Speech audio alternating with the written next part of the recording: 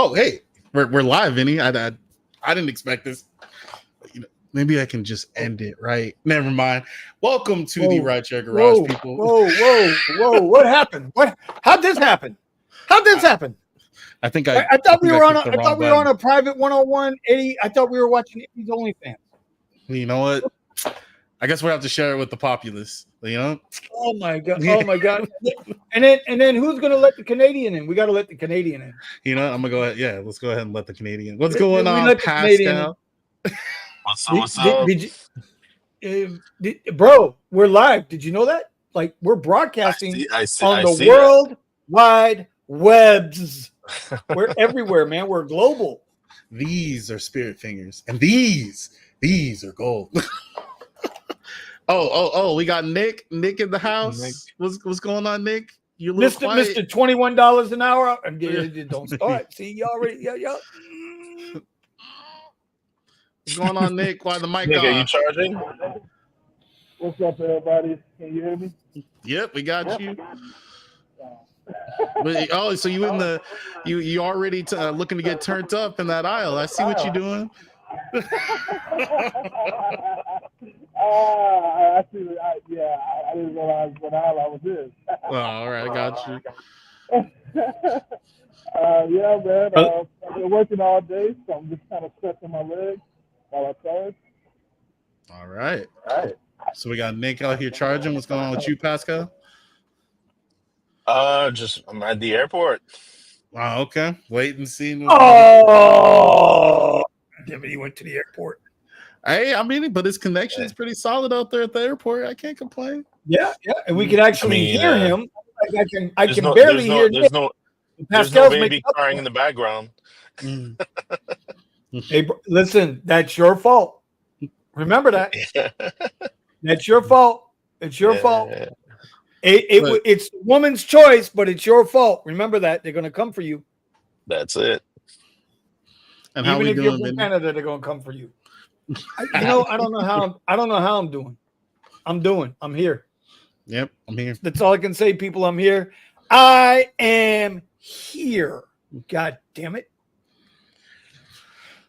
We only really have one topic that we're going to jump into, and then from there we're going to start, we're going to go based off of people's comments and start up conversation. We're going to see where the show goes today.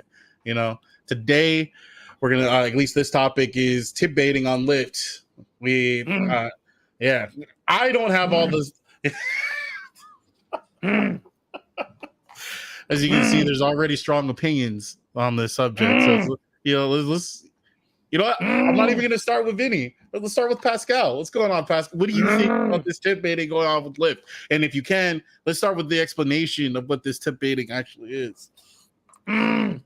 So, I mean, the tip baiting is, I think they shouldn't allow it. They shouldn't allow, I think it's a great idea that they could But what tip is ahead it? of time. Okay. Well, tip baiting is when a customer tips ahead of the service and then removes it after the service is completed. Either after delivery or after the ride is completed. So basically, this is what's going on for scheduled rides on Lyft. I didn't know that this was even a thing. You can apparently tip when you make the request for the ride. So now this ride looks way more extravagant than it already was. It looks like you're actually gonna get paid. Now, I don't know, Vinny, was it showing how much you're getting tipped separate from the actual ride, or does it just say that it's included? No. I want to say, God, I can't remember the amount. I cannot remember the exact amount, but it was like it was either $5 or $15, tip included. Right? So it's a scheduled Lyft ride. I think it was $5 tip included. And then when the ride was complete, the driver did not get the tip.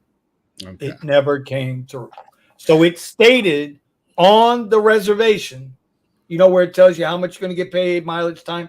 It stated $5 as a pre-tip. Pre-tip, already included. And the driver didn't get it. But I'm going to let y'all go ahead and talk before I go on my rant because, I'm warming up back here. Got you. So anything else on that, Pascal? No, I mean, to be honest, I haven't been doing Lyft much lately, so. I'll admit, I've been doing a lot over more 30 Lyft. days. I got the notification. It's been more than 30 days since I took a Lyft ride. All right. What do we got, Nick? Can you guys hear me? You're a little muffled, bro. That beard is in the way. Yeah. What headset's that? I want trying to get my hands on that. What's that headset? Nope. Are you saying something? There we go. All right. Am I coming through? Yep, you're coming through. There he is. Yeah. Told you the beard was in the way. Man, you need to get yourself something like this or something. You need to switch it up, bro.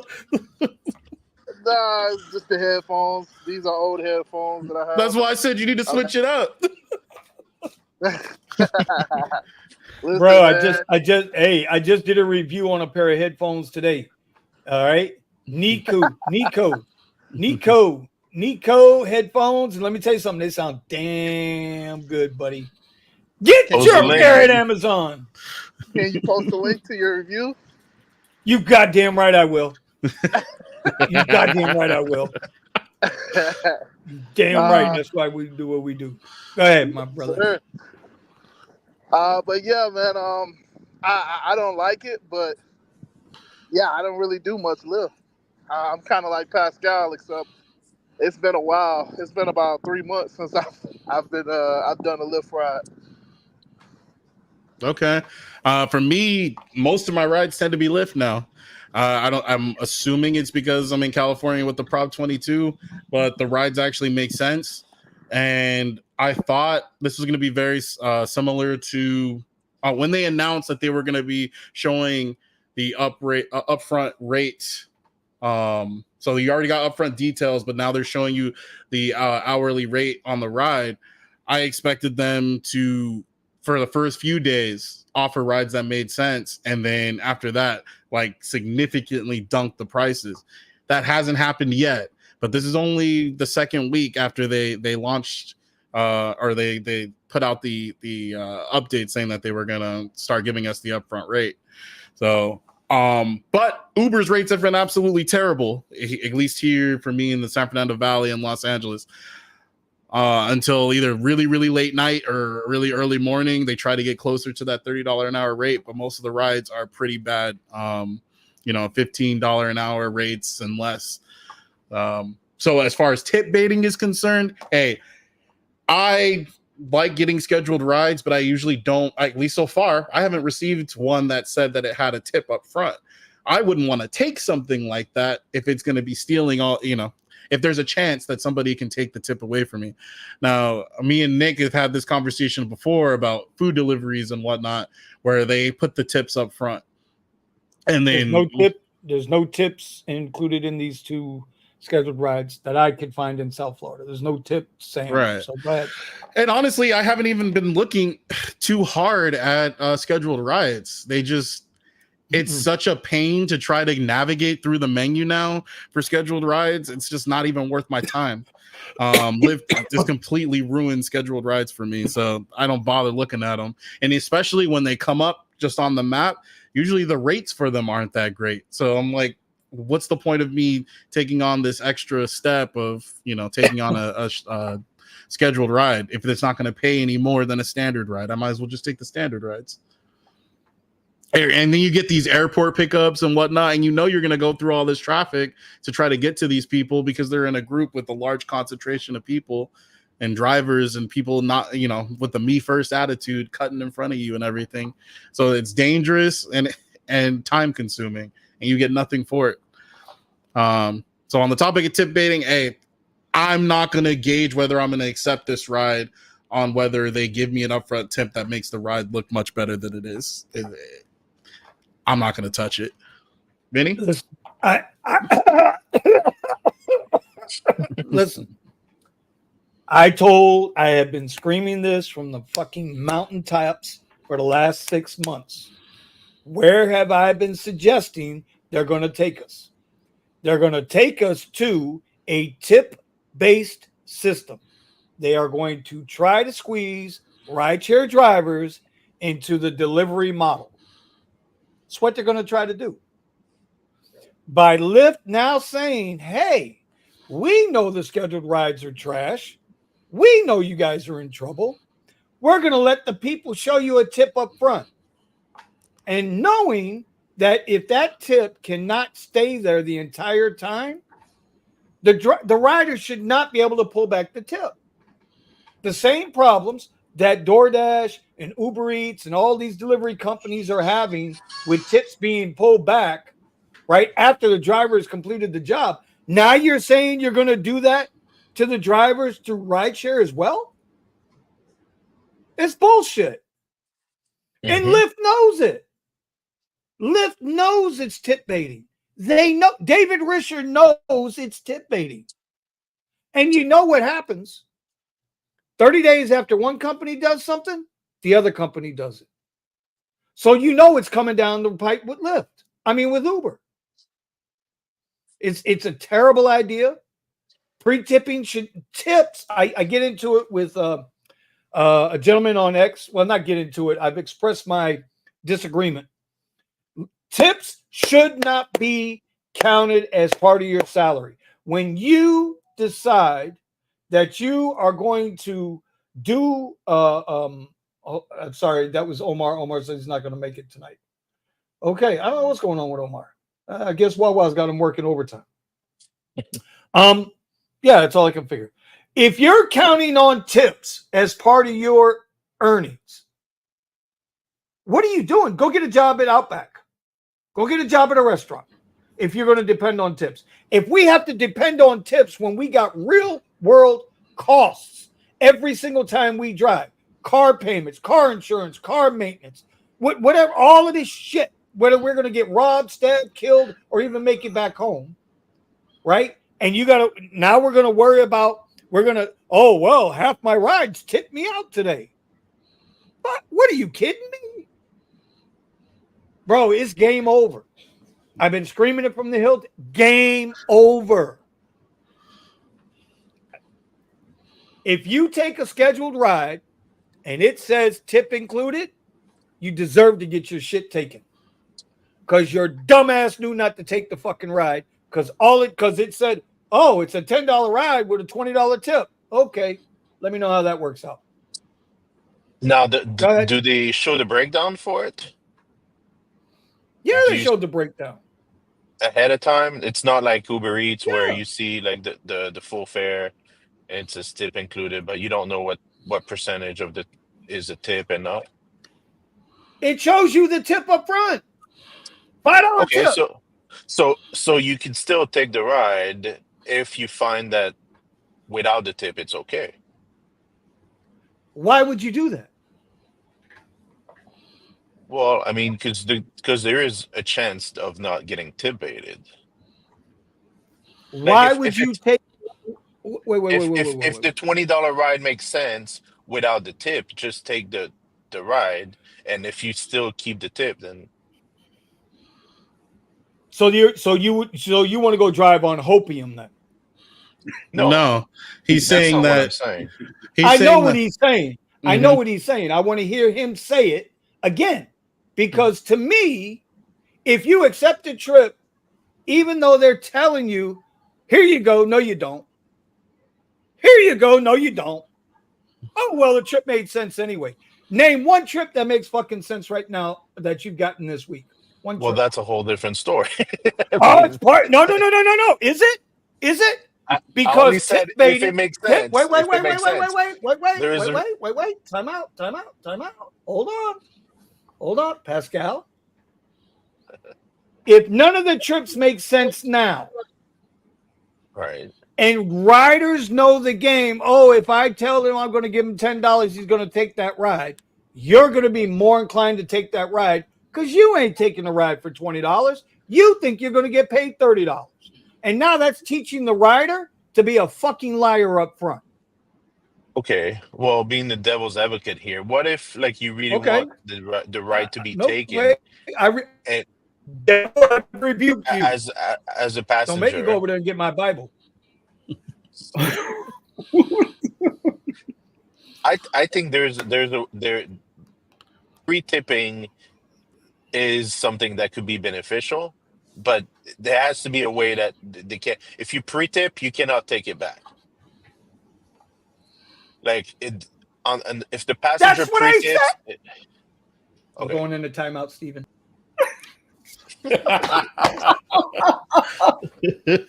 Yo. But doesn't it make sense? So, like, if you're okay with a ride, let's just say ride pays $50 for whatever 10 miles, right? It's a decent ride, and then there's a $10 tip added to it. Okay, yeah, that would be a $60 ride. But if you were okay with that 50, just take it and then hope that the 10 will stick to it. Y'all hear what he said? Yep. Did you hear what he just said? Yeah. That's the fucking problem. And I'm not yelling at you, Pascal. Pascal, I'm not yelling at you, brother. I love you. But that's the problem with drivers. That's why we are where we are now.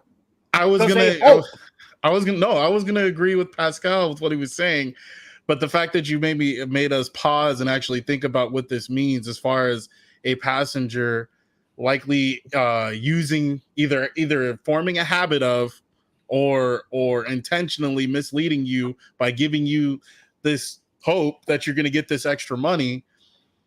It's like, my issue is that the app even allows you to put this tip up front and not allow you put this tip up front and guarantee it as part of the ride. So if the ride is complete, guarantee it. Guarantee that tip. But the app isn't going to change. Wait. Now I want to take it one step further. We've already got the hope out of Pascal.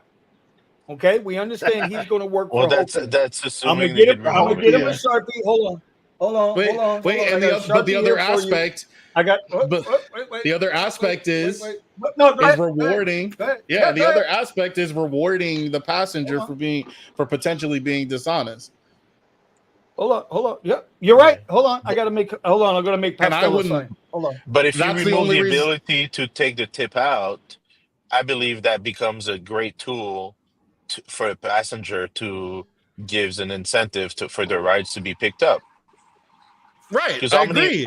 But do you think Lyft, do you think Uber's or Lyft, because they're the one actually doing this, do you think they would actually do that?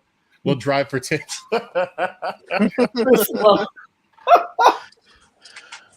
But you're right. It creates that mentality. Now I'm only driving for the tip. Jesus. Yeah, I mean that's what's happening with food delivery. You know, like all these food delivery apps, Grubhub, DoorDash, they don't show you the breakdown. They show the tip is included, and then sometimes a delivery makes sense because there's a big tip for it on it. But you don't know that, you're not that's all you're getting, the tip. All right.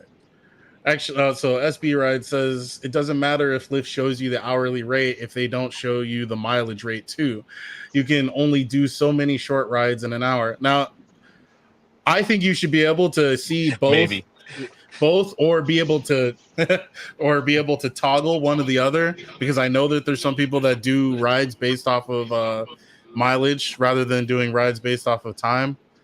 Hold on. Back it up. We ain't done with this shit yet. Because there's a whole nother, man. I'm ready. I'm telling you, I'm ready. I'm fired up for the night. There's a whole nother element to this. Okay. Once drivers are willing to do those scheduled rides with the tip baited rides, okay, whether the riders somewhere, some genius with their fuzzy math will come up and say, oh, well, 60% of the rides that tip up front actually pay the tip. The other 40%, well, it's a glitch. It's an edge case. Okay. Now what happens? What happens is same shit they pull with Surge. Now that tip is going to be used as fair replacement. So now they're going to pay you even less.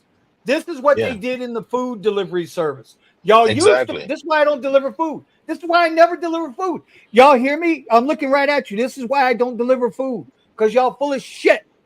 They used to pay you $8, $10, $12, $15 for that delivery. Now they pay your ass $1.50 to $2.50. and your hope and your pascaling. I'm calling it pascaling. Is going to be my new word for hope. You're pascaling that you're going to get a tip. And SB, I'm sorry, guys. I'm SB, you're sorry, missing guys. what I you're can't missing do it. what Vinny's saying. You're missing a part of what Vinny's saying here. Even if the ride makes financial sense, the problem is that you're rewarding passengers that tip bait even on top of a ride that makes sense. Yes, that's the problem, and they get away with it. It's like, how do you end that bad behavior, or do you just keep prolonging it, or by accepting these rides? And now let's kick in the final element. This is the final element. And I hope we go down this road tonight. I'm in the mood to go down this motherfucking road tonight. Okay. So drive. Here's the final part to this. I will drive that motherfucker off the cliff. Thelma and Louise. Let's go. Okay. Listen, here's the final element. Pascal won't take the ride. Thomas won't take the ride. Nick won't take the ride. Steve won't take the ride. Y'all already fucking know I ain't taking the ride. Right? Hey, but that illegal motherfucker with that illegal account that he done run it off Facebook, that he's only getting 50% of the damn fare to begin with. Oh shit, you done showed him another $5? Shit. That somebody's gonna be there an hour early.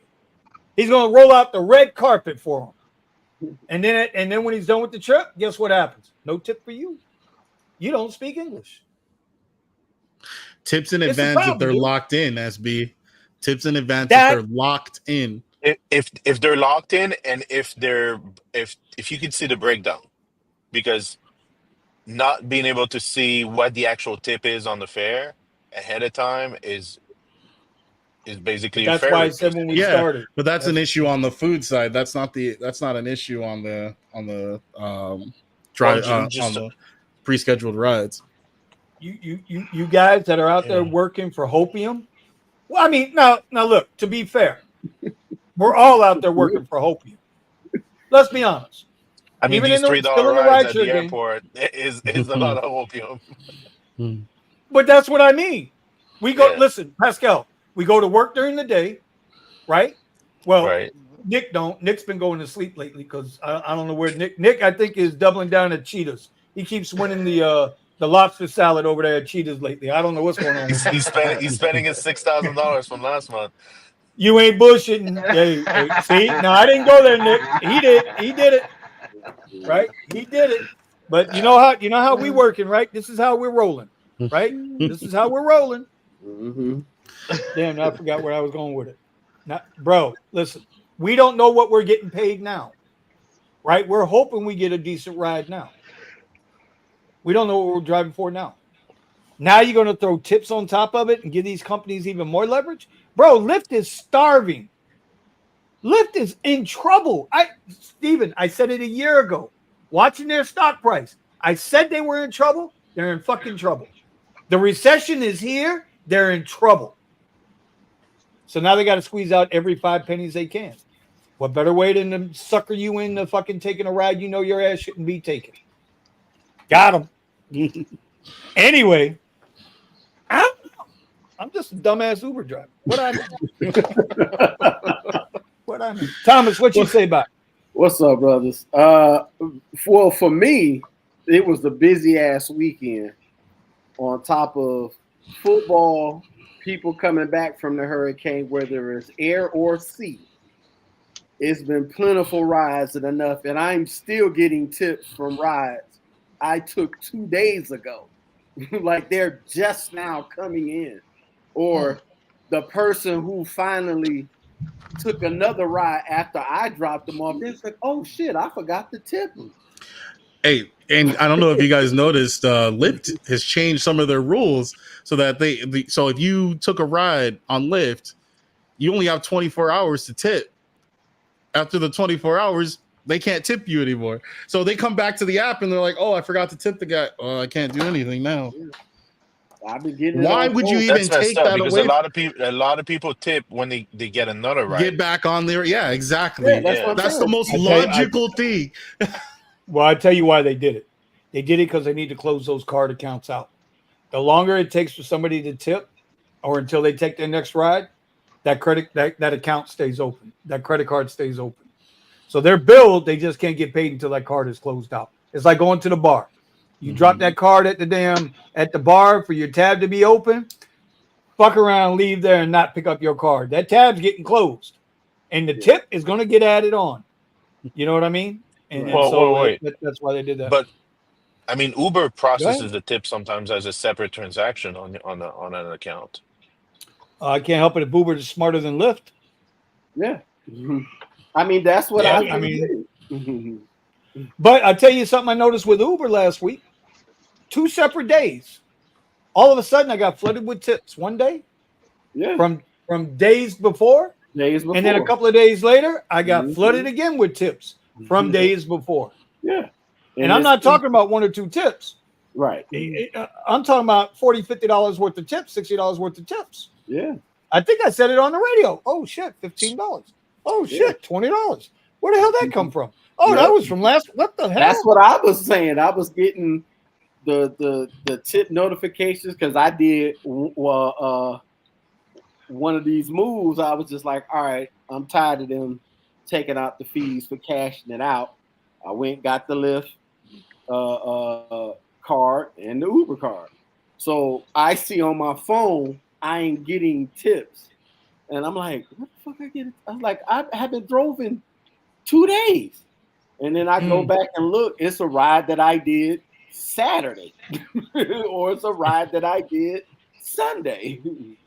So to me, like I've written on Twitter about this girl, and Vinny know when I see shit that piss me off about this gig worker stuff, it's still a choice. So all the rides that I took, it made sense before the tip was even there. I made the choice and I live with that, and that is it. I don't try to go back and rehash anything. It's done and it's over with. Once you get the hell out of my car, I'm on to the next.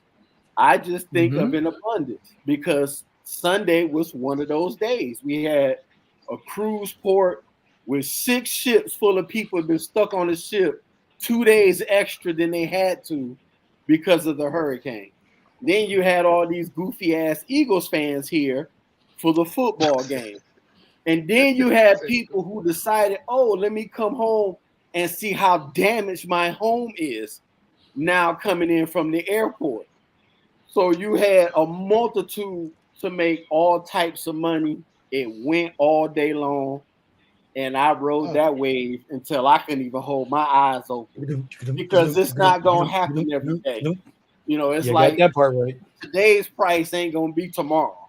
Or hell no. Hell no. The next day they're like, oh, discount mode. At that moment, at that time. And that's it. If the tips come, they come. If they don't, they don't. I still took the ride because. But see that, and that's my point, though. But that's my point. Yeah. When we take a ride, right, and we can talk about this coming out of the airport bullshit that Pascal alluded to with the $3 rides. But when we take a ride, we decide on that ride if they tip. That is an extra. Yeah. That's extra. That cannot be part of the upfront price. It can't be. Right. The more that they allow that to become part of the upfront price, with the ability, like I said in the beginning, unless that tip, if I'm gonna tip Nick $10 up front for my ride, well, shit, if he's a raggedy ass Nissan Sentra on spinners with one wheel missing and duct tape holding up the back seat, fuck it. Damn. The tip is done already. I already offered up the tip. I should not have the ability to take it back because Nick scared the shit out of me going down the wrong way on the highway. That ain't that's just the way it is. Right. Yeah. That's just the way it is. But for a guy like me, who I definitely do DoorDash on the weeks that I'm working at home, that I'll be like, all right, I need this particular food. I don't want nothing else in the house.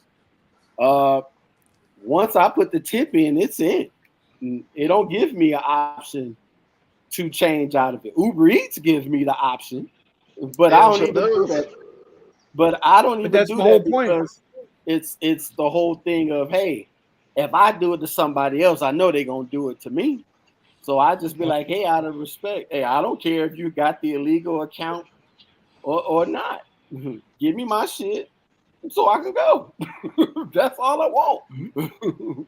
And by the way, Nick, yeah, Nick, if I died, I wouldn't know. true. See what I mean? True. This could all be a simulation right now. But you this know could be you're this alive now. whole thing right now. No, I don't. This whole thing could be the 7 minutes that your mind rewinds before you finally. Whoop. Well, what I'm saying is, in that scenario, what I'm saying is, you know, you arrived because you got your bags out of the car and you went inside. I don't have no bags. I don't carry no bags. It don't matter how I drove. Don't even try it. Don't even try it. It don't matter how I drove down the highway. You were talking about this earlier. If I put the tip on there, Nick, you could have did some bone loop dupe type shit. As long as you got me to A to B, I'm. That's what I'm saying. But you were talking about how rides are going to get so bad with the way that they're handling tips, and if you reward this behavior, eventually you get to the point where these rides are all about whether or not you're making these tips, basically turning us right into food delivery. It's what I'm saying. Yeah. It's ridiculous, man. Well, if you want a barometer. But wait a minute.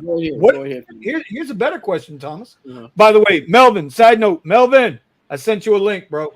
Listen, by the way, what can we do about it? Like, that's the bottom line. This is what I get mad at with other. This is why I took a fucking month and a half off.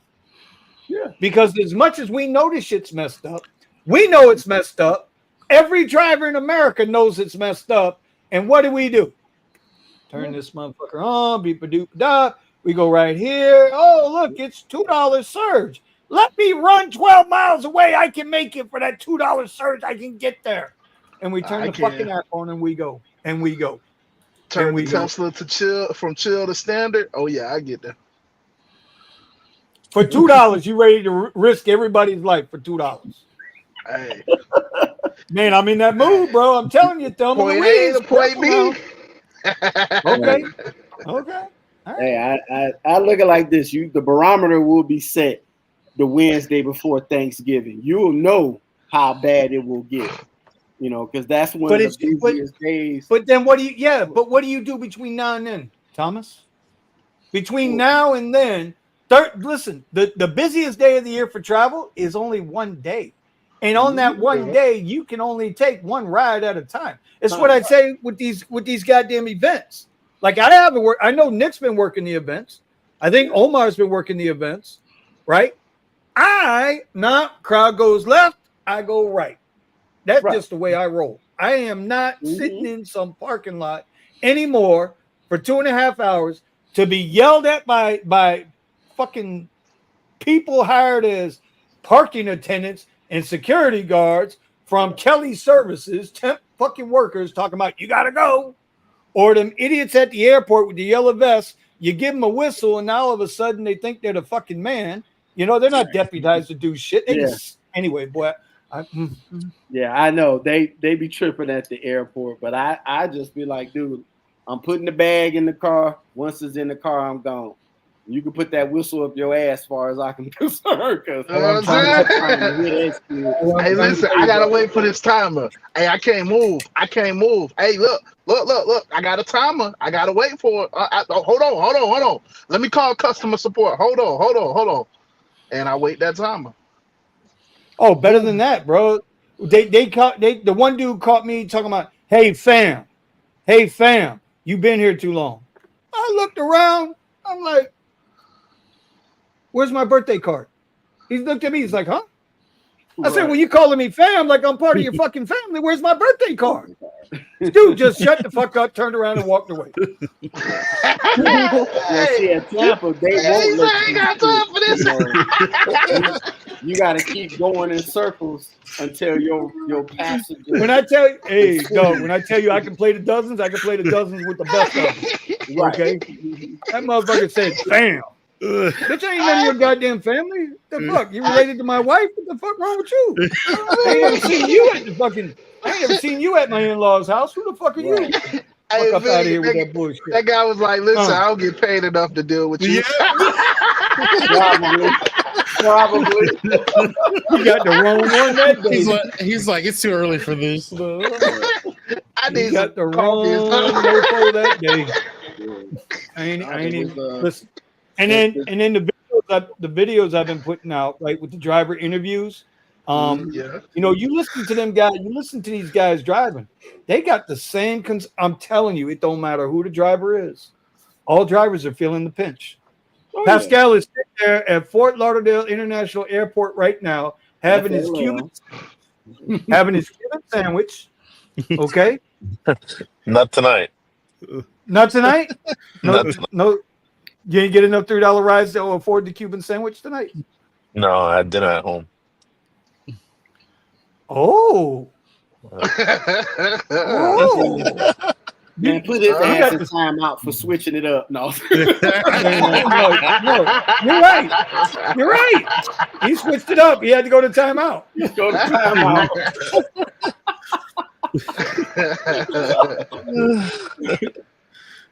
Oh man. I tell you though. Listen, if this is what the future is, this is why 90 days, baby. Yeah. 90 days to freedom, dog. I 90 days to freedom. And everybody needs to be finding something. I don't give a shit what it is. I don't care what it is. Find something else now. Yeah. Y'all know what happens in 2 weeks, right? Ain't even 2 weeks. Next week. Go up. Next Thursday. Gas goes Next up. Thursday is on. Next Thursday, bro. Elon drops the robo-taxi on October 10th. Yeah. Kingdom has come. Time is up. Yeah. The ports are Y'all- closed.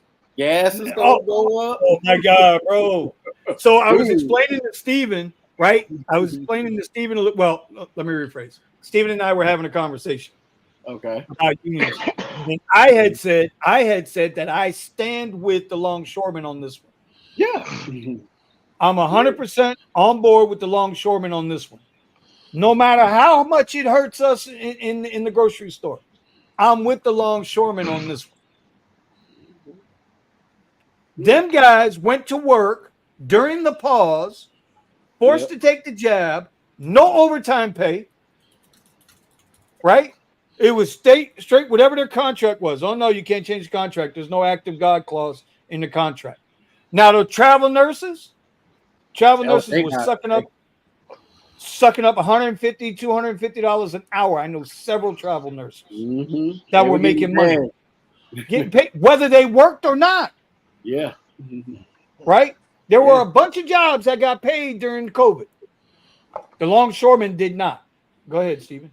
Nope, I was saying I did. Oh, I had to supply tech for the school the entire time. So the math of it is this: if they reroute everything to go on the West Coast, number one, all these ships ain't gonna fit going through the Panama Canal.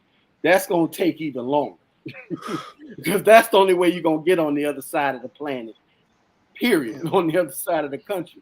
You're going to have to go through there. And even if you get it over there, you still going to pay the transportation cost that the company paid for to get it from California, Oregon, or Seattle all the way back to this side of the country, east of the Mississippi. You still going to pay for that. So you're going to get it here both ways, because you're gonna feel the pinch when you can't get stuff in, and then you're gonna get the pinch when they get the stuff in, because in economics, scarcity creates value. When it's not a lot, I can sell it for a lot. True. But also everything is designed to run on a right now. What do they? I forget what they call the system, but a ready now system. Like every time something comes off the shelf, they already determine how much they need to order for the next, and then within the next so many days. And that's on this barge going to here, supposed to be on this truck, and then let one of them be late. It's nothing well, they gonna you know how you solve the problem, right? So one of the guys, he's on Twitter. His handle is @Jason. Jason is one of the original founders with Uber. Jason has pissed me off several fucking times on Twitter. Okay, just because he's got money, he said, "Oh, I have hundreds of VCs and investors that will fund your startup. Pitch me an idea. And listen, motherfucker. Okay. This is the guy that's looking forward to Uber getting rid of all the drivers. This guy's been part of that autonomous vehicle driving from the get-go. This guy was portrayed in the series, whatever it was, I can't think of the name of it, from Showtime when they did the thing on Uber, Super Pump, right? Yeah. This guy's a complete replacement expert. His comment to the longshoreman was, "Oh, pay them what they want, and then let's automate every single part of the port system." Instead of saying, as a venture capitalist, as somebody with money that invests in businesses, instead of saying, well, how about we just bring manufacturing back to the United States? How about we start making these goddamn pens here in America again? How about we make these phones here in America again? That way we ain't got to worry about the longshoremen unloading fucking trailers coming in from Asia and Taiwan and Japan and China and wherever, Pakistan and wherever the fuck. You see what I mean? These are the people that shape our world. These fucking idiots. All they care about is their little goddamn money and their little fucking app that they can run on a phone. But they don't care about Thomas having to deliver pizzas. They don't care about Pascal sitting there with a $3 fucking ride. They damn sure worry about Nick if he shaves or not. Right? And I didn't get no fucking phone call when I was laid up in the hospital. Right? I'm just saying. Right? You think they called Steven and said, hey, Steven, man, they got this salve you can use to catch up to Nick's beard. All you got to do is buy it on Amazon. No, they ain't doing that. Yeah. Right? Yeah. I'm just saying. So instead of being pissed off at the people that actually move the merchandise and the product, bring manufacturing back to America. Yeah. I'm just saying, make America great again, motherfuckers. Let's go. Anyway. Yeah. Stop worrying about the fucking labor cost, because that's what got us in the shit in the first place. You know, I gotta go to timeout. I'll never forget when Chrysler put their first plant in Mexico. My grandmother at the time was saying she probably retired like 4 years prior, and she said either that's gonna be the best thing that happened to them or the worst. And I said, why would you think it'd be the best or the best thing that would happen to them? She said, because if it works, everybody else will do it. She was spot on. This was back in 95. She was spot on. You know, you just can't put a price on that. But yeah, it's a price on that. When I get the brakes done on my car and I got all the parts and I just see how much the labor is, this is why they're going to Italy. This is why they're going to China. This is why they do going to Mexico. And this is why these shit is made somewhere in Indonesia. It's the labor cost. But labor cost, yeah. They don't want to pay you that kind of money to do that. But they still want you to the cost to pull the commodities, the material that's necessary for manufacturing, and they make it's way too expensive here. So of course they're gonna go wherever it's cheaper. That makes that's just the natural flow of things. Yeah, I even had a lady that I picked up from the cruise port, and she said she used to work at Whirlpool, that makes the dishwashers and washers and dryers. She said they used to be out in Orlando, and I remember where the plant was, where the warehouse was. She said they used to fuck them up over there, and we fix them over here, and then sell them. That's her exact words. She said that's how the operation went.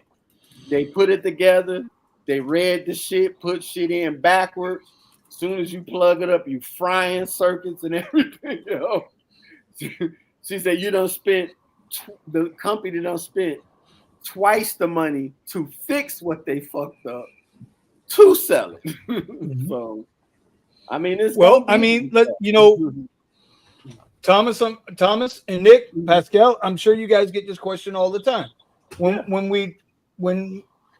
people move into the area, everybody knows everybody moved to Florida and Texas, right? After the pause, everybody moved to Florida and Texas, right? Not everybody, because some people are still living in California, but I can't help that.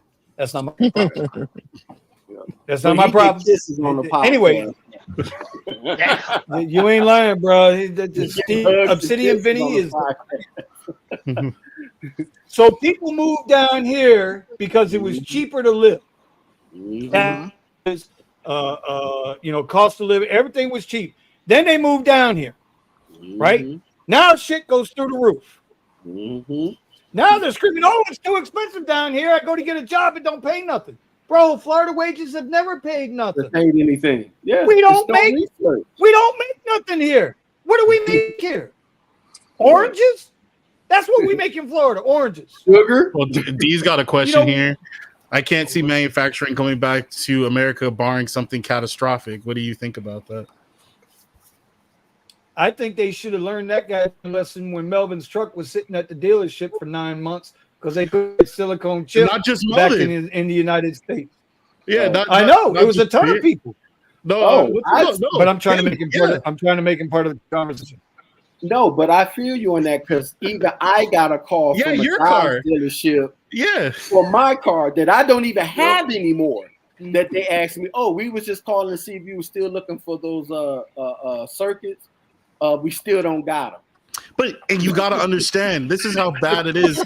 Taiwan does like 80% of the chips. Yeah, they do 80% of the chips. It's idiotic to think that you can just all of a sudden have factories and have people trained to output that much technology all at once if that goes down. It's insane. But hold on. Go ahead, Steven, you gotta what? I'm trying to think of how I want to say this. Thomas, go ahead because I got to rethink. I want to make sure I say this correctly. No, well, you got to train people. You got to teach them. You got to give people. Listen, there's more education than how to flip a fucking burger at Wendy's, bro. But that's what we teach our people. Because the manufacturing the chip, and let's be honest, who's manufacturing the chip, Steven? They're not. People ain't manufacturing the chip. It's all automated, like Jason says. Again, how long would it take they press a button. The factory to do this? How long would it take to train the engineers to keep the machinery running? Well, I was about to get to that. Well, if you notice, Intel, nobody else wants to all of a sudden increase their supply so that they don't have a monopoly of 80% over there. Right. So when they thought China was going to attack Taiwan, when the press secretary said we had no interest on protecting Taiwan, which was a lie in itself. Yeah. But Intel, Pelosi's son was over there cutting deals with TSM. Thank you. And what was that? Aunt Nancy was over there pissing off the Chinese government, going over to Taiwan.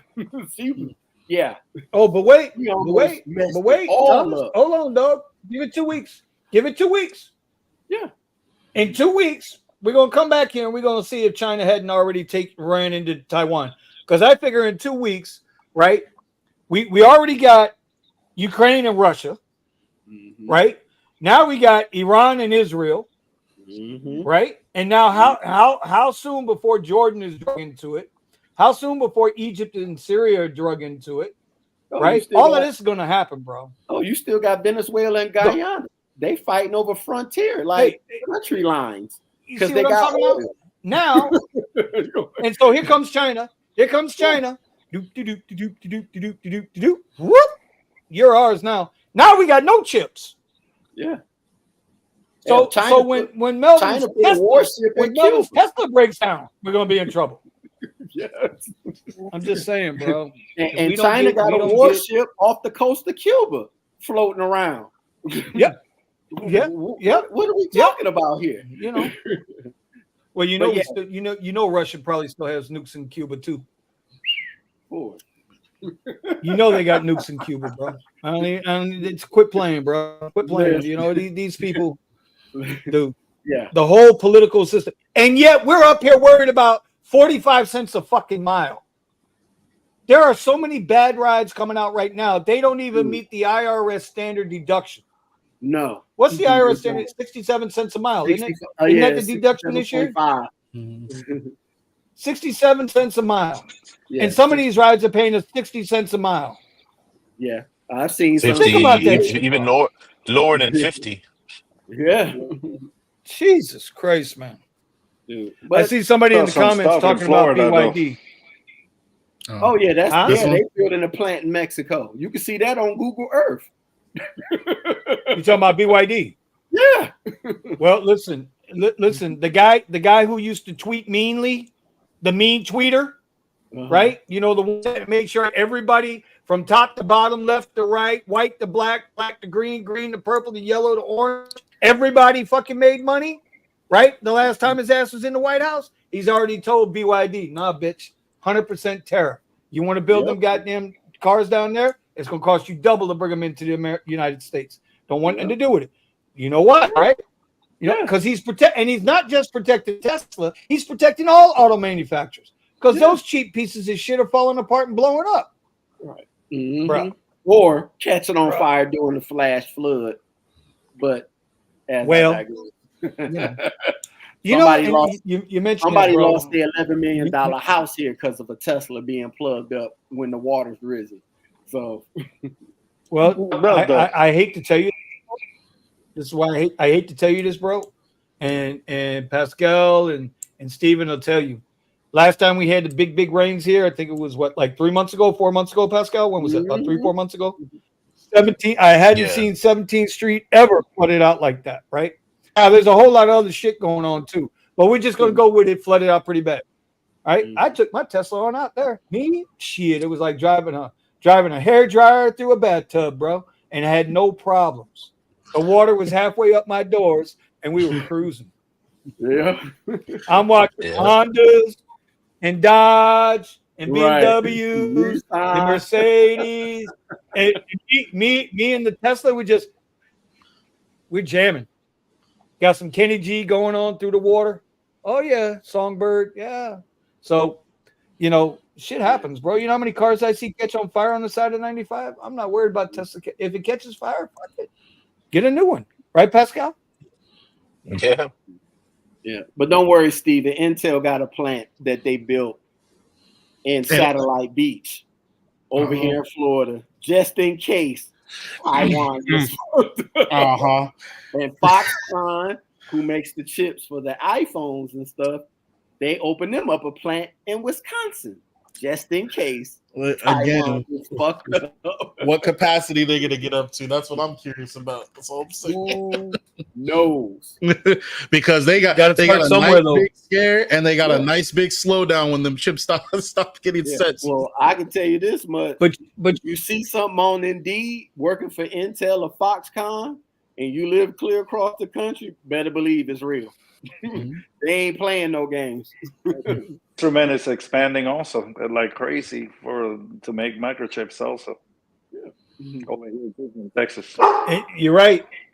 Saladin is right, bro. Somebody's taking those rides. Whenever we let a ride go, how many rides come up, bro? And you look at the ride, and before you can even puke, you know, when you get that, you just know that you're about to puke, like in the back of your throat. You know that shit's getting ready to come up. You know what I mean? You're like, and it's already gone, and you're like, hi. Oh, okay. Didn't have to throw up. No, it's already gone. Like, who took the ride? Let me save it for later. Yeah. But this, I think this goes along with that pretty well. Have you guys seen a net increase or decrease in income from driving since you started? There's never been an increase. The only part that you can kind of say maybe was an increase, and it doesn't really count because this was covering was supposed to cover hazard pay and everything, was when the pause happened, you know. So that was got another one coming. Wait. Time out. Steven, did you just take my words? Yes. You called it the pause. I had to call it the pause. That's my dog. That's my dog. Hey, JD Vance talked about that last. His ass is in timeout though. He's in timeout though. He didn't ask if he could use that.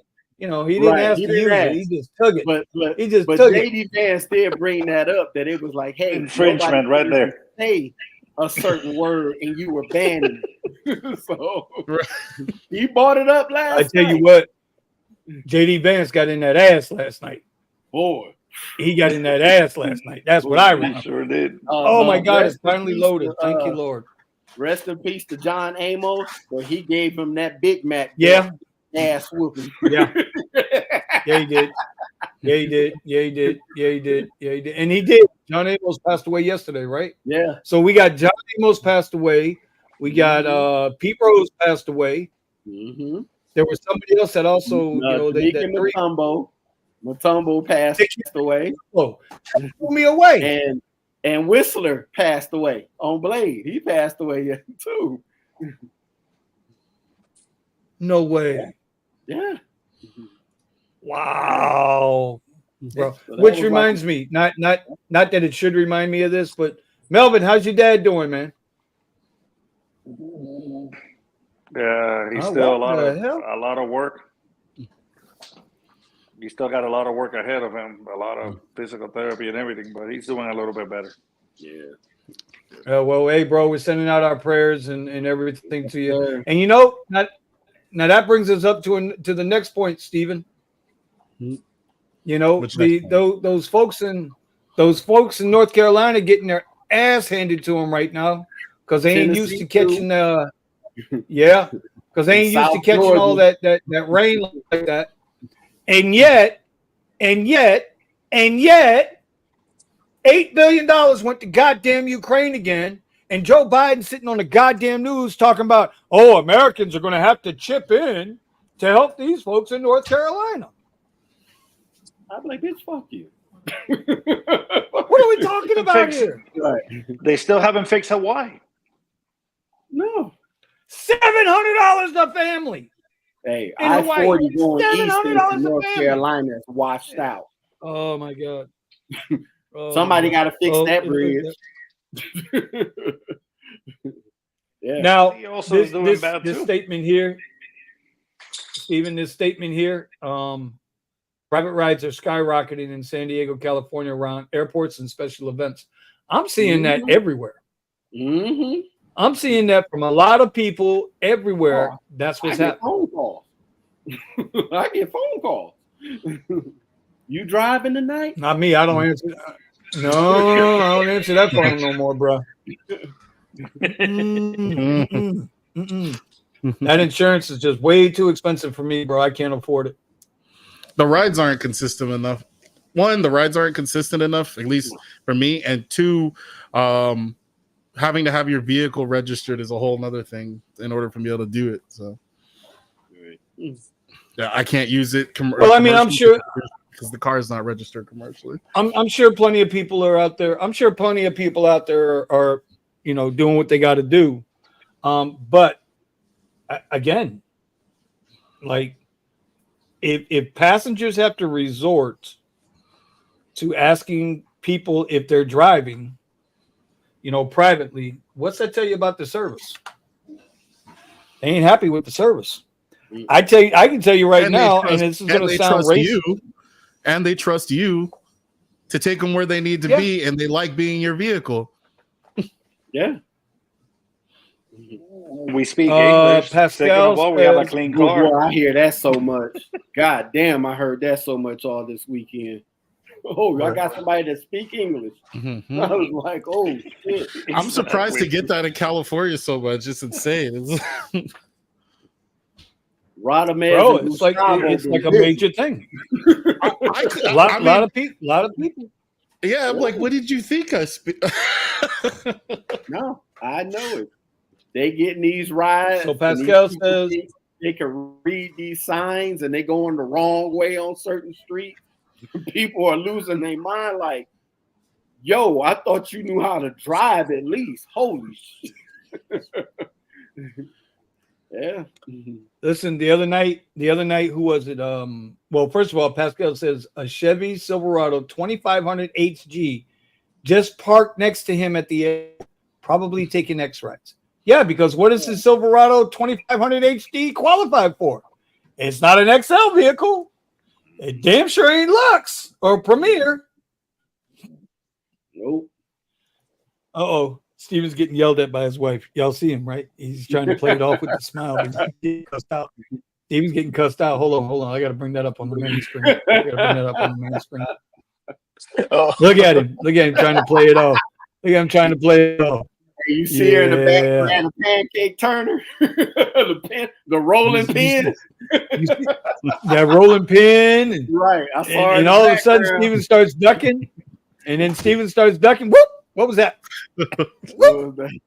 More good food. What happened with the honeymoon period, man? It's over or what? She just asked me if we could get pizza, and then she or no, before pizza, Panda Express. Then she just showed me an ad for pizza, and I'm like, By the way, shout out to Raymond, bro. Hey, now I think Raymond just moved to North Carolina, bro. He just moved to North Carolina, but I think he moved around the Charlotte area. So I don't know if Raymond was Charlotte affected by the storm as much. Not as much as Asheville, right? It was Asheville that got destroyed, right? Yeah, way up in Greenville, South Carolina was bad.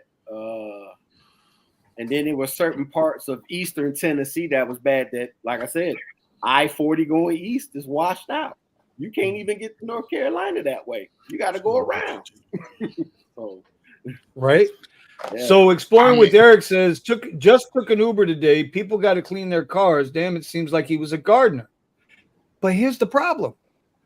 This is an issue. Mm-hmm. Why should he clean the car? He's getting paid $3 to go 7 miles. Like, at what point, while I understand holding the driver accountable, but at what point do you say, well, you're not making enough to deserve to have all that? So I'm just saying, like, what do we, guys, I don't know. Melvin, what do you think, bro? So the person has to decide between making sure that they keep getting their car cleaned and using up the time and everything for having their car cleaned against spending that money toward actually keeping the maintenance up on their car so they can keep using it to try to make money.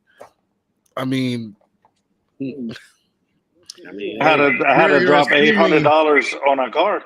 Like, nothing against you exploring with Eric. It's just you got to look at the whole picture here. Is the person making enough so that to the point that they can actually provide you that clean car experience along with a safe vehicle for you to be in, and their attitude be positive, driving you? Or is that Melvin just had this why? But this is why I mentioned it to Melvin.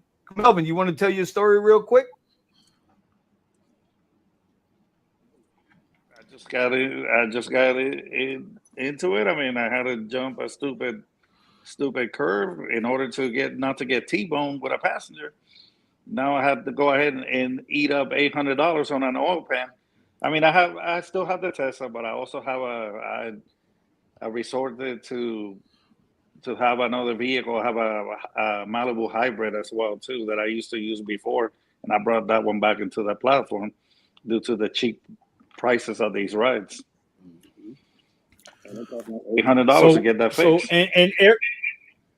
And that's my point. Did Uber or Lyft reach out and say, "Hey, Melvin, let us cover half of your maintenance because we realized you were working for us and we were fucking you for 65% of that fare anyway"? Did they offer? Did they call you and say, "Hey, Melvin, we got your back"? They told me to eat shit and just move on, suck it up. So, Eric, exploring with Eric, he's right. It says it costs $2 to vacuum your car once a couple of days. This is true, and I don't disagree with you. And I think drivers should have at least a clean interior. Listen, you take a carpet. I showed people the cheapest way to clean your carpets. You get you a damn brush. It's like $8 on Amazon. I'll drop a link later, and you just brush out the damn carpet. You ain't even got to vacuum it all the time. Just brush the carpet, and then put it back in, and people don't know shit. It's okay. It's okay, baby. But I went to the dollar store and I got like a $1 little broom thing to clean the carpet. You get it clean. That's my point. Yeah. Right. But if drivers are driving for less than the IRS standard deduction, they got to decide: are they going to put gas in the car? They're going to vacuum the car? They're going to wash the car? Or are they going to feed their wife that night? Or their husband, or I'm just saying, man. Drivers got a lot of decisions they got to make. And again, the number one decision is it's not just the cost; it's the attitude. It's not just the cost; it's the attitude. What attitude do you expect the person to have? Being in those kind of conditions. I'm not saying it's right. I'm just saying, realistically, if you're in that same position, how long until you get tired of it? And it's, again, nothing against you, Eric. Like Vinny just said, it's not a big deal to go and brush off your carpets, brush off your mats, shake them out, on the side of the street. But it's $7 to $10 off Amazon. Yep. But then, like I said, who would have cared if it's not their account? No way. What do they care? Well, that's the other part to it. That's the other part. Yeah. It's a rental account. They ain't worried about it. Listen, they just want asses in seat and asses out so they can go get the next ass in seat. AIS all day long. That's all them illegal accounts care about. They need to be doing as many rides as possible. They don't care if you're muddy, sloppy, just got off of work whether you might be a construction worker or something like that. You just fully dirty backseat.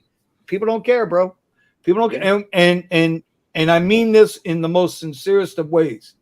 Why should they? Right? Dara himself said, "Oh, it's a privilege to work for Uber." Okay.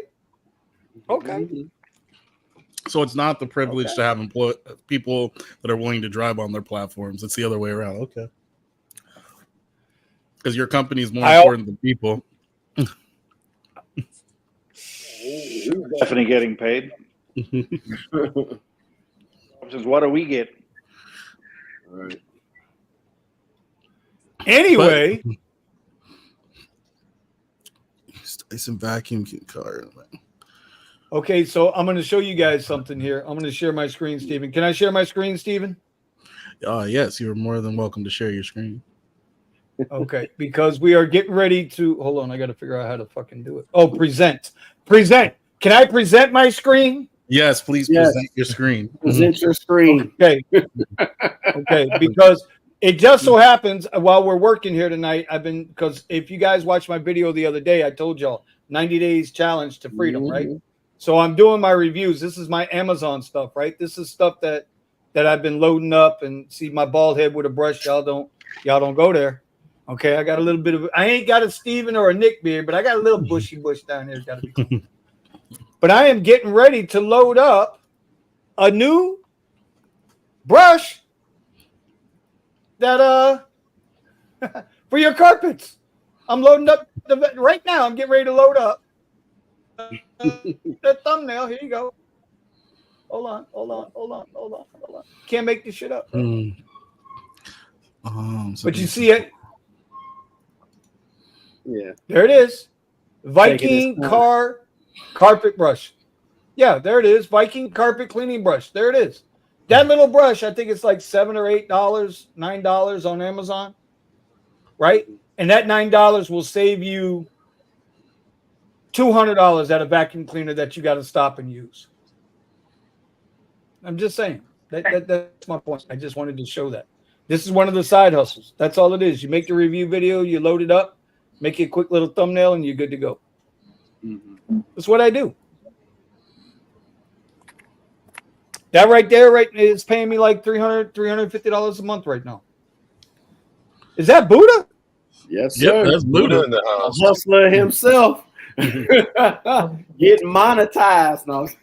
Wait, he's working in the afternoon? What? Hey, Boston Matt, my man Boston Matt. If you guys are on Twitter, man, you guys got to go follow Boston Drives.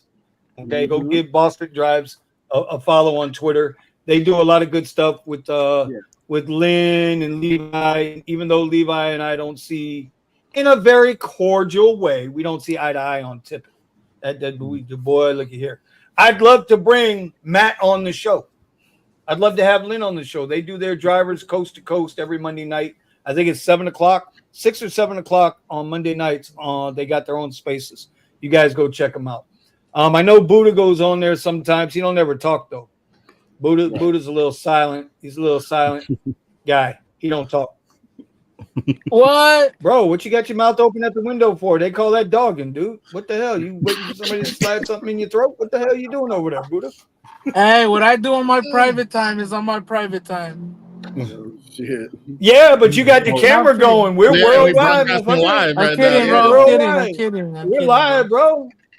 Nah, but Listen, I've had I had Lynn on a what do you call it, on a live stream of mine. And oh boy, New Jay was on there, Silver Fox, a bunch of people were on there, and they showed Lynn a few things on Discord, and boy, she's like, Buddha, this is the craziest live stream I've ever been on. But how you guys doing? How you guys doing? You guys I'm all doing all right, right? brother. We were doing all right till you showed up. Are you Yeah, in California or we've been you're here in for an hour TJ? and a half. But, Where are you, Buddha? Where you at today, Buddha? You in Vegas? Salt Lake City? Where you at? TJ? Hey, TJ's Fight Club, bro. Hong Kong. Hey, how do you know about that, bro? Hey, don't you worry about it. How I know about that. Somebody's been unloyal over talking, there, huh? yeah. Who's been talking? I don't know what you're talking about.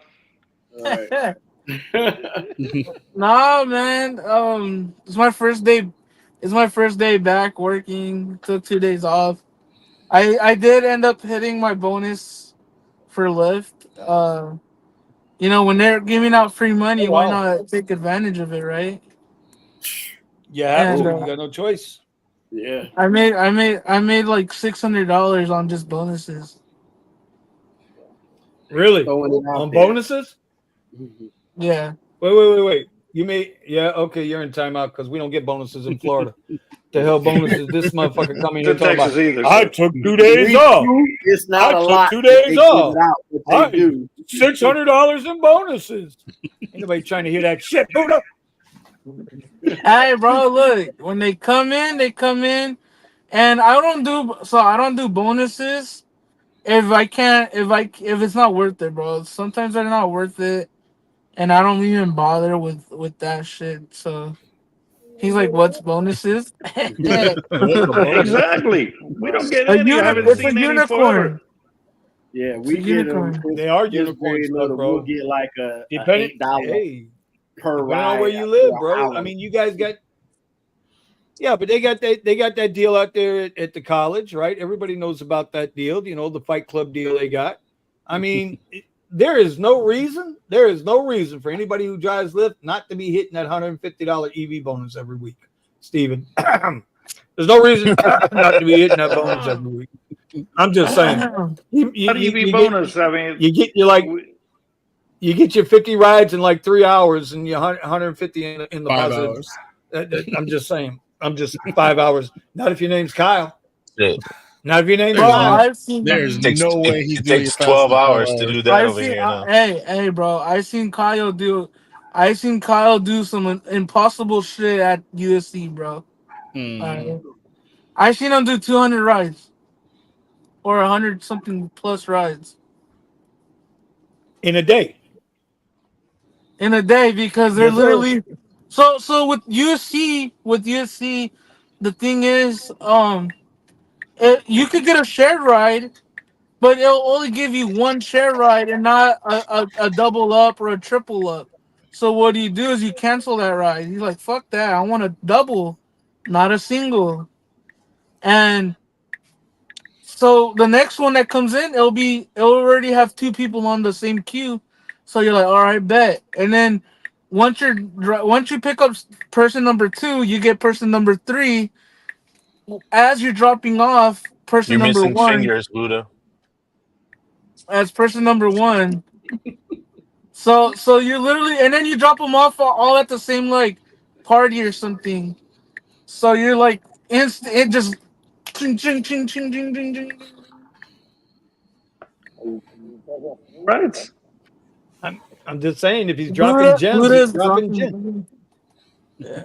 Yeah, I'm giving you a little slap on the back there, buddy. Thank you, bro. Oh my God. I put it on. I don't know if I put it on X, but I know Kyle knows that. I thank him all the time for showing me the tips and tricks out there at USC because even though my dad knows because my dad's been doing it since 2015, but like Kyle showed me an updated version of how to like do this shit like on the spot, and forever grateful for Kyle at Gig with it. Quick plug right there.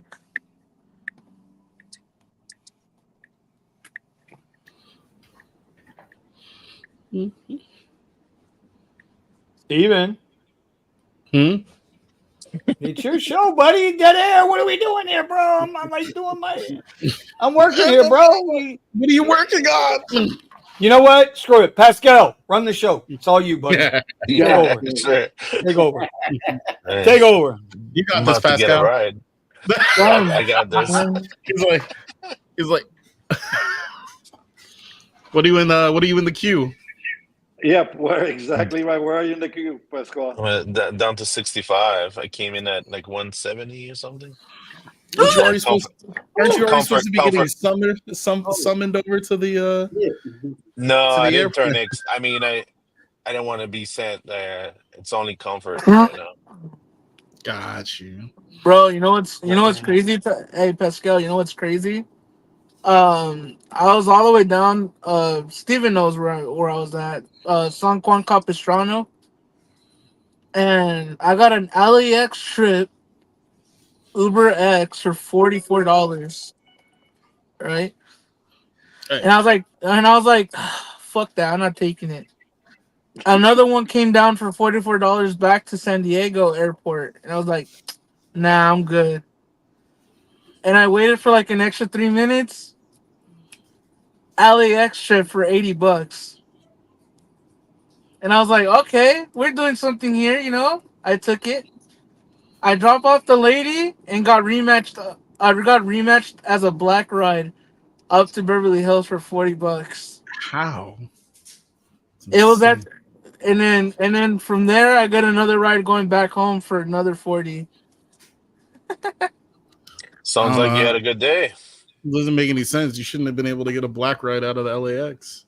I got it out of the airport hotels, bro. Okay. So it wasn't a rematch. It was just a ride off the street. Rematch, you know what I'm saying, bro. Come on.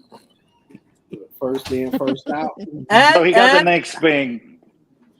And I've seen for the first time in my life, I finally see a EV9 Kia with TCP plates in Beverly Hills. They just let anybody drive anything these days. Bro, a Kia EV9 doing Uber Black SUV or Uber Black, one of the two. It's a nice Kia, vehicle. bro. I've seen the Cybertrucks in the lot over at LAX, but they had the whole back of the truck was just filled with was it cup of noodles, all the little lunch, small lunch type stuff. Yeah, no. That is a lunch truck, bro. That's funny. And he's sitting in the lot and he's just selling this stuff out of the back of the truck. But I haven't seen a Cybertruck that's been used for black. But I think the highest I've seen probably is a Rivian, the R1S, not the I've seen Lucids, but the R1S is like as far as a bigger vehicle and whatnot. That's the last one I've seen as a black car, or at least TCP over here in Los Angeles. Will you guys in the panel? Will you guys ever, step up to the black car service game, or you guys are not willing to step up to that? Like, I've already been there, done that. Besides Vinny, cuz in South Florida, in South Florida, I don't think it's worth it. Our requirements are crazy. That's the basic thing that I see here in Los Angeles. The requirements are crazy. Even if you wanted to do it, quote unquote, the properly licensed way and everything, they make it so difficult to get there. It's not even. unless you already have another established business or established business credit, it's not worth it. And even if you had that, the amount of work that it would take to get consistent client base, like look at what Scott's doing, the reason why Scott's able to weather the storm and everything is because he's got those consistent clients. He's got those people, and he knows he's got the areas on lock in black. Oh, I don't think people realize how expensive it is. Now we're talking about legit black car service, right, Buddha? We're talking about legit. This is legitimate black car service. Okay. Polo shirt. Almost all of them are 8-cylinder. I don't think people realize how much. Just here in Broward County, Fort Lauderdale. For y'all that ain't familiar with Broward County across the globe, and the millions and millions of people watching right now. Listen, in Broward County alone, just for the privilege of picking up and dropping off at Fort Lauderdale Airport and Port Everglades. That's it. Just for the privilege of picking up and dropping off, it's $500 a year for the permits. Each, right? No, $500 for get you both ports. The airport and Port Everglades. But every time you go into the airport, you got to pay the VIG. $350, $350, $350, $350, $350. That's in a day. That's just to get the sticker. That's it. And boy, and man, I'm telling you, people don't realize how expensive it is to be a black car service. You better have 5 or 6 or 7 cars. Now, Buddha, here's a better way to do it. And I think most drivers, nobody ever talks about this, but Lord help me, if I was ever going to go back into that game, I wouldn't fuck with being a black car service. You know what I would become? I'd become an hell no. Airport shuttle bus. That's what I would do. I'd become an airport shuttle. I'd go get me a Sprinter, 10, 12 people, whatever, right? Get the partition. And then that's it. I would sell my ass as a driver to doing airport shuttles back and forth. I would sell myself as an airport shuttle driver. Mm-hmm. But isn't it same requirements? No, not even close. Some requirements are going to be there. Like you're still going to have to pay the airport fee and this and the other. And you're still going to have to pay the insurance. But you know how much more work you're going to get? And how much less work you're going to have to put into making those rides? Let me ask you a question, Pascal. If I told you, hey, Pascal, everybody who gets in your car is going to pay you $50, $40 to go to the airport back and forth, would you take the rides? In Broward County? Yeah, of course. $40 from Weston, right? $40 from Davie, $40 from Miramar. Oh, see what I mean?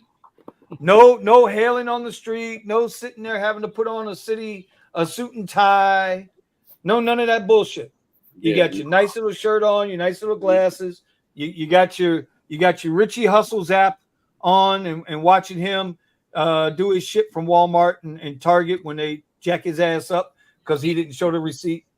It would be, if it were me, if I were going to get back in that game, I would become an airport shuttle bus company.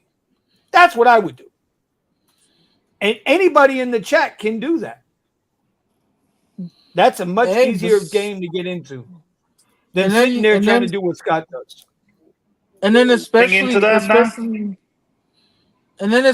if you can get like partnerships with certain airlines or certain airports where you provide a service from their own, parking structure or with the hotels partnership. So you take off of their instead of paying their driver and they have that overhead, you're like, hey, I'll take over the overhead for you guys. I want to get in contract with you guys. I'm already contracted with 3 other hotels on the street, on the same block. Are you guys willing to do it? This is my contract. Boom. That's what I'm trying to tell you. If I wanted to get into that game, that would be the game I'd go after. especially after COVID. You know how many? You realize how many shuttle bus services went out of business? Everybody knows the blue and yellow buses, the blue buses with the yellow writing, airport shuttle. They went out of business. They in early 21. They were done. But what isn't that because of Uber though? It ain't got nothing to do with Uber. But Well, why let me would someone rephrase. pay Let me $40 rephrase. to be in a shuttle bus when they could just pay $20 to be in an Uber by themselves? Because they're guaranteed to get the ride. You're not guaranteed to get a ride with Uber at the time you wanted to be there. There's no guarantee. You can reserve that shit. You can tip bait that ride all you want, homie. That don't mean nobody's going. You know the number one area. You know the number one area that does service. I don't do it. I don't do early morning shit, so I don't care about telling y'all this. But you know the number one area that has the least amount of service for airport shuttle rides, Pascal? Parkland. Yeah. Parkland has the least amount of drivers. Nobody wants to drive X in Parkland. Everybody wants to drive a Suburban. Guess what? Even the people in Parkland, they're holding on to that money. They will take an X ride or a Comfort ride. I used to get a ton of Premier requests out of there at 3 o'clock in the morning, 4 o'clock. And I used to take those rides all the time. Used to. I went there a couple mornings and it was dead. They don't Or want a Hyundai, bro. What can I or tell they you? no, this was with the Tesla. I'm joking, bro. I'm joking. And Model 3. yeah. Ugh. It doesn't matter. Some rides came through even from West Boca at like $18-$20 to go to FLL. Well, listen, I ain't saying that the prices are right anymore. We know the prices suck. Yeah. I'm just saying rides are there. If you're looking to work the mornings and you ain't getting no kind of rides and you want to do airport rips, you got to be in Parkland by 3:30 a.m. In Parkland. There's in Parkland, somewhere in Parkland. I know where to go. I ain't gonna give you all the rides. What happened to Uber bus? Yeah. And this is We have that why, here. What are you talking about? We have that here in South Florida. We have Uber bus. That's a real thing. Yo, For Vinny. the Dolphins game now, right? Yep. Rolling Loud, Dolphin games, F1, the big soccer matches at Joe Robbie Stadium. Yeah, bro. You can catch a shuttle bus from downtown Brickell for $10 that will bring your ass to the stadium.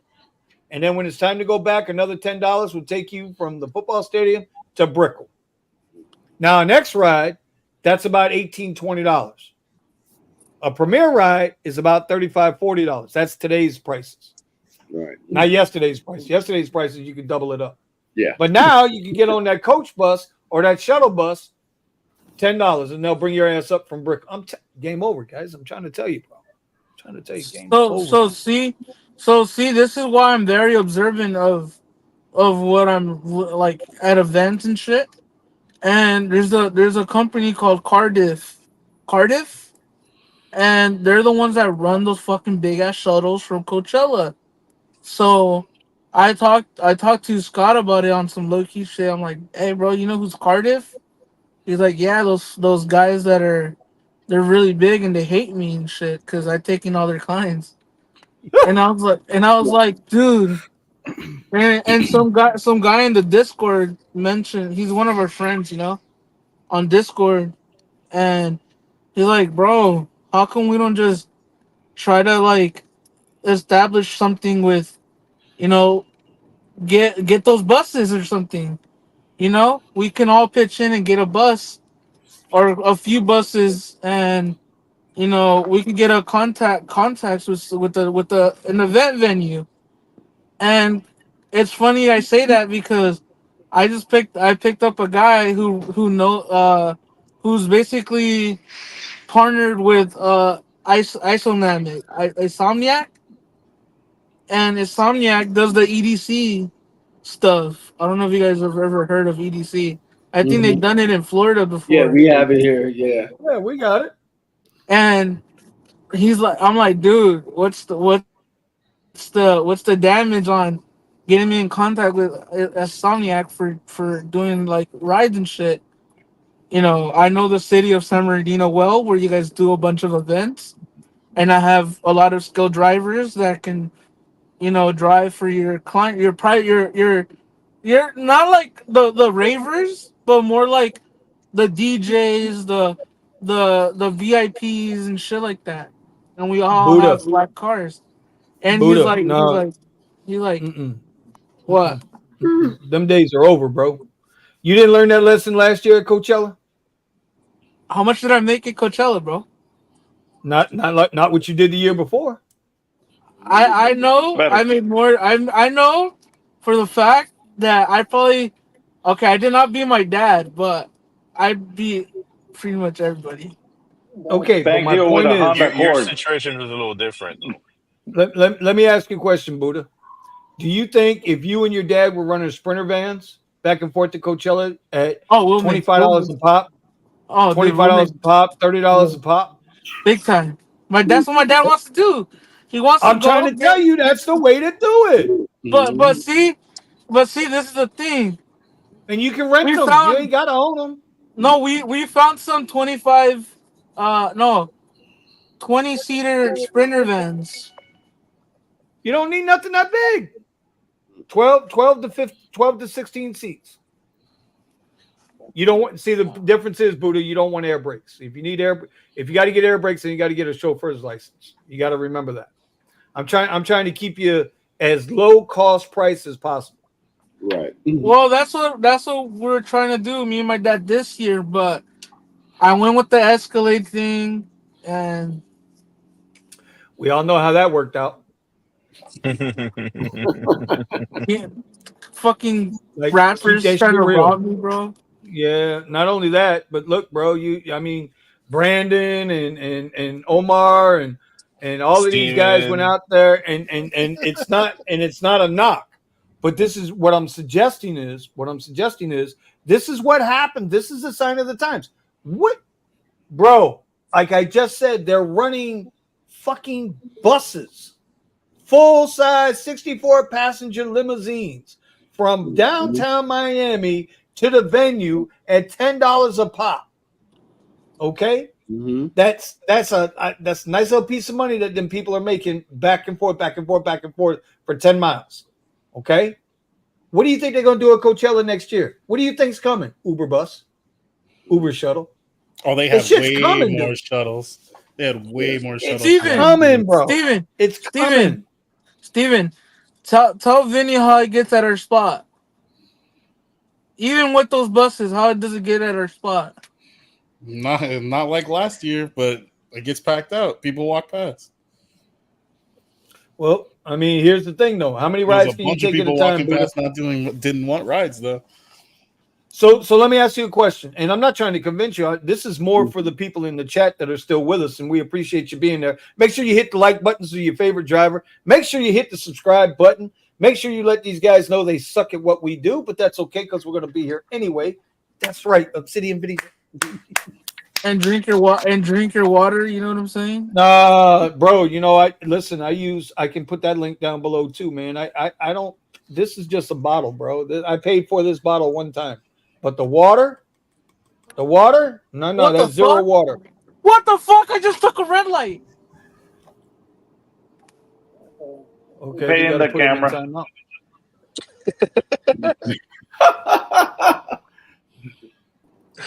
Bro, your CMT score. That was the other thing, bro. How are you guys doing on your CMT scores? Much I don't better really than care. I don't now that really I'm in care the for Santa Fe. I don't really care for that shit. But I'm waiting to see who's gonna sue him first. hey, Vinny, you saw the For tweet that false I reporting. made? You saw the tweet that I made? Have you guys seen The my one tweet? That Sergio commented underneath saying that, oh, you shouldn't even have that yet on Lyft. I'm still under embargo, and I'm like, I'm not under embargo. Shit, I'm putting it out there, dog. what are we talking about? So Lyft just added a thing where now you can see your per hour and how you did from the last week if you're up and down of like. So like let's say last week I was averaging $50 an hour. Now Right. for this week it's saying it gives you all the stats of how you're doing and how many rides you declined, how many rides you accepted, and all that shit. Like it tells you detailed to the T what it is, like information that we didn't have before. And Okay. it tells you everything, just everything. It still doesn't say how much is in commercial insurance by itself, because they're gonna hide that always. But You gonna make more money with that? no, I don't see it as making more money. It's more like So okay, okay, does it? okay. Now, if you were averaging 50 an hour, why was it averaging 50 an hour? What was your strategy then? And if you're lowered your strategy, if you did something wrong in your strategy from last week to this week, then you can see, well, I'm only averaging 30, not 40 or 50. Let me see where I fucked up, I can see But it there that is no way. strategy with upfront fare. They Mm-mm. could decide whatever they want. Okay, If they see Mr. that you're making too much per hour, then they could just dial it down. Bro, This is Buddha, this. SB is begging you to park. SB is begging you to park because he don't want Oh, to. He please, don't want to Lord. see your clapped out Tesla getting any more damage, bro. Right. You running red lights, not paying attention. Not At granny Have least duct at shifting tape on like. least it, turn Buddha. on Right. FSD or something. Double clutching, granny shifting like Yeah, there you go. That's what I was gonna say. Duct tape as it is. Lyft XL is the only tier worth Now, drive. I mean, I can't agree to that, but hey, if that's what Richie feels, that's what Richie feels. I ain't gonna knock his Rich, hustle. Richie has a special market He does. situation Well, that only he's got a works. USC. Yeah, he's Yeah, got a USC situation. Oh my god, bro! What the hell? You ran another red light? and No, no, no, no, no. On Lyft, I only did 4 trips for $155. That's because you live out in the goddamn sticks. No, I'm at 200 on Lyft today. Oh, that's that Nick So, that's that Nick Williams laugh. so Buddha, are you Bro, experiencing where the rates don't make any sense on Uber, or are you still getting a pretty good balance of rides across Uber and Lyft in the LA market? I I can attest to the bad rates, obviously, but what I feel like, as long as you're patient enough, or like, well, I can't speak for everybody's market, but for my market, I know if I just be patient enough, wait like 5-10 minutes, I'm gonna get a banger, bro. 1,000%, 1,000%. It never failed me once, and that's how it's always been for me. Hmm. Just be patient. I know. As corny as it sounds, what Sergio says, the 3 Ps, right? Planning, positioning, and whatever the fuck the other one is. Patience. Patience is, right. Mhm. And as corny as it sounds, it's really true, bro. It works out here. I don't know if it can work out in your market. Try it. See if I'm bullshitting or not. But me and Pascal and everybody in the Zello group chat, we always compare rates and how we make money and how many hours we should be working out there. And you know, my market is unique to mine and the apps that I use. And Pascal has said it himself that you know, just because you take everything, you're not gonna average more than X amount per hour. And you know, it all depends. It's really market dependent. I like this. Bear Claw says it's nonsense. But up front, it's all about every ride. One at a time, those stats will try to convince you to accept trash to improve your productivity. Well, according to 100%. Bear But according to Bear Claus, I did it. I did a challenge where I accepted everything on Lyft, which is the shittiest app ever, and I still average out 30 an hour. So, but that's accepting shit, bro. $3 rides, 290, 275, fucking $25, $80, $3, $4. I still average it out, bro. This is what I'm trying to get at, is that no matter if you take everything, Lyft is bound to fucking give you a higher paying ride because they know that that's gonna average out for all the shitty ones, and they took all your money from the other ones. They're not stupid. Okay, but you were saying something different earlier today. Accept every ride, bro. Fuck it. Who's there to tell you anything, bro? If you want to accept everything, accept everything. I do sometimes. Oh, sometimes, right? Yeah, why not? You just mentioned that you weren't taking you declined a couple rides that weren't worth it, and then you ended up getting a better one. That's But not that's taking what everything. I'm saying, bro. Sometimes you gotta know when to and when not to take everything. Yes or And no? Okay. I'm about to as say, my mind Rise is is like, saying, I'm not taking everything. Not in this market. It's all market dependent. A lot of people don't like the rates, and I get that, right? But like Vinny said I think Vinny said something like this a while back in the live, where it's like, will you take a ride that's 275 and it's less than a mile and less than 5 minutes to take? Technically, that's 275 a mile. and then Yeah, but look at this. SB says XL gets you above the poopy crowd. Comfort leaving soon. Well, I I mean, mean, Well, that now sucks, seems bro. like a lot of people got that on their mind. That Comfort most likely is getting 86th.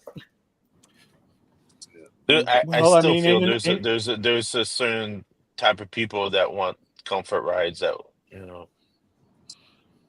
that why won't get why it. why are they getting what's the purpose of getting rid of comfort for though? I don't understand it.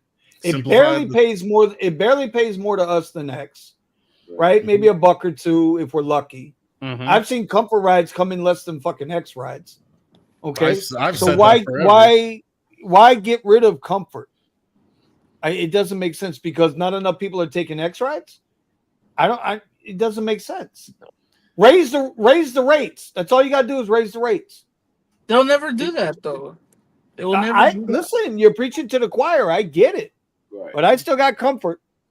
It's not combined yet with X or any of that yet. I'm just saying. You know what? Here, we need to put them on time. Oh shit! Damn. Nah. You put himself on Yo, timeout. No. SB rides. You have the Sienna, right?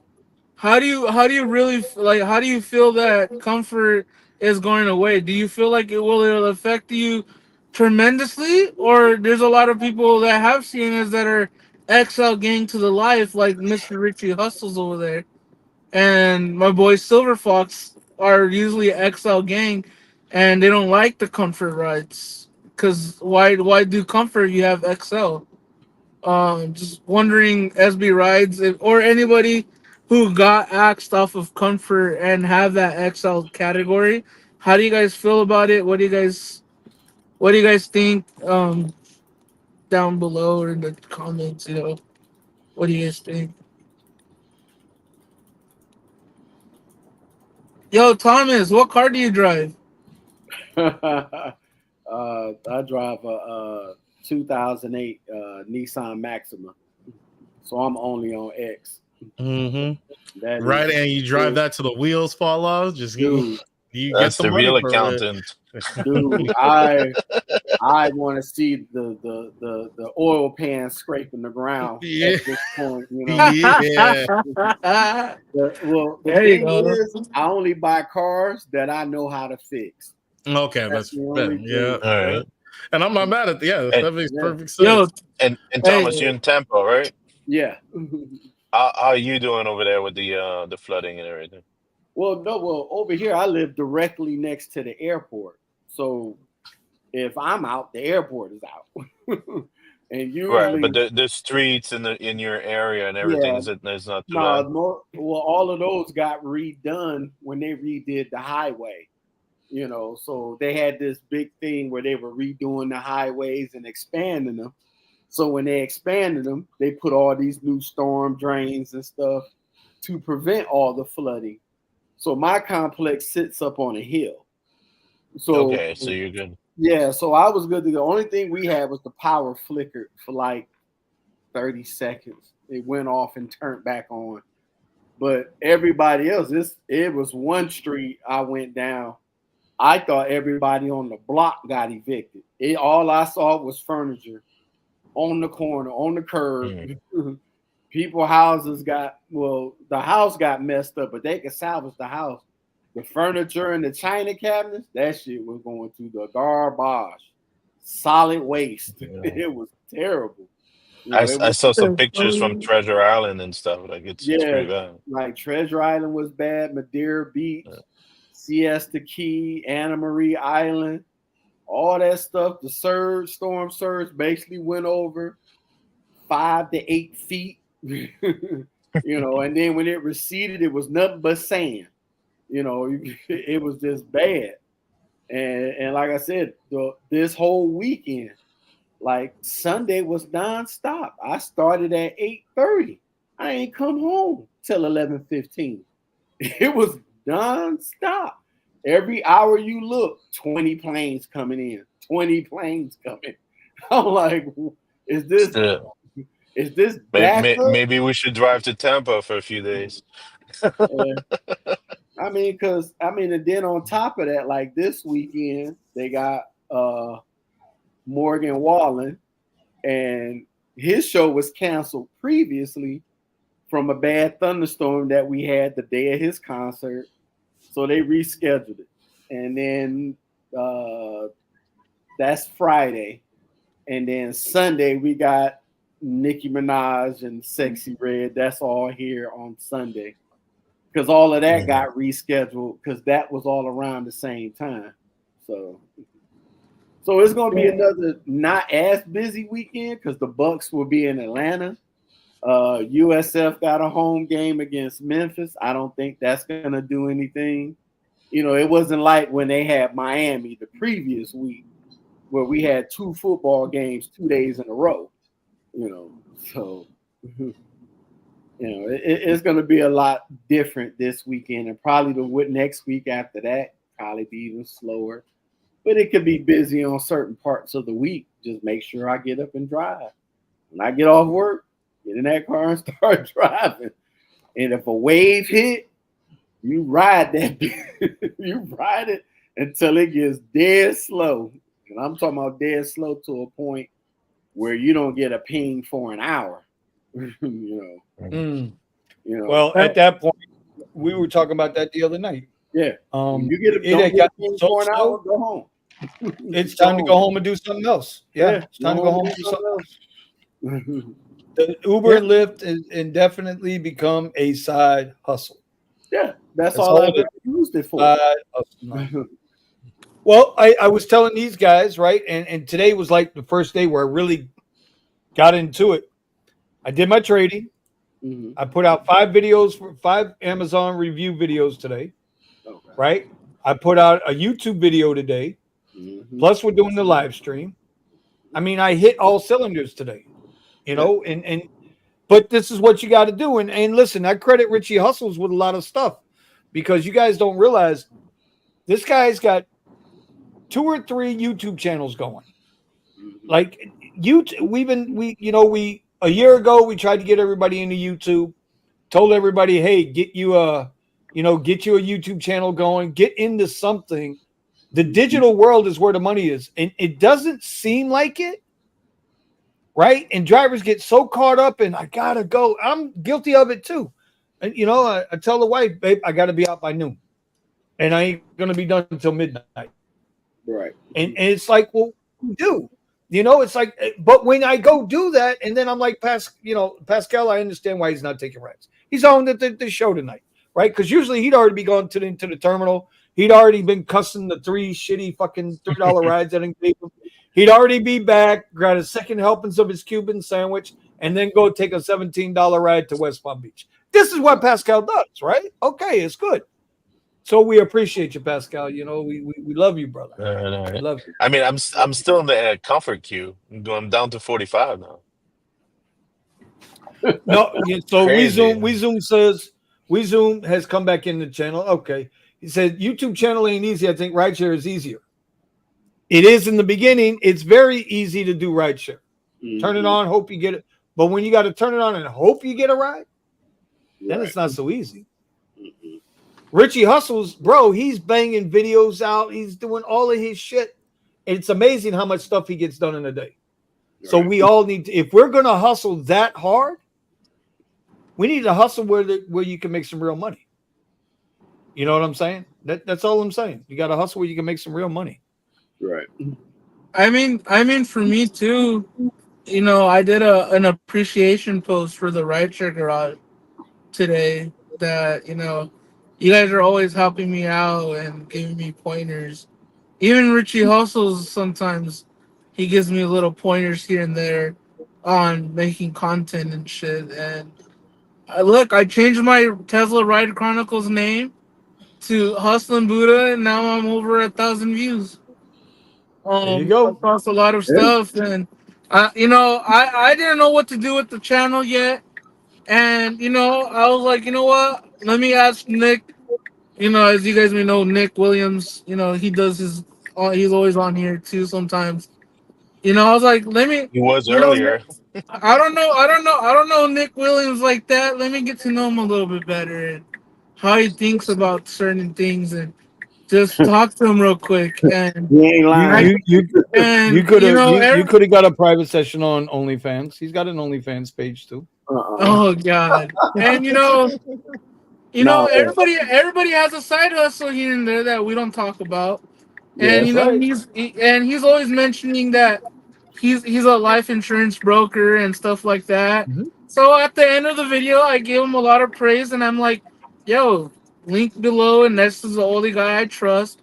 With the life insurance shit, give him a call, give him a email. I left all his YouTube channels below, and after talking with Nick, and the friendship that we had just got a little bit more like we became more and more homies, because now I know a little bit more about him, Kumbaya, my lord. Kumbaya. And everybody's been asking me. Everybody's asking me who's gonna be. Yo. Fucking Vinny, bro.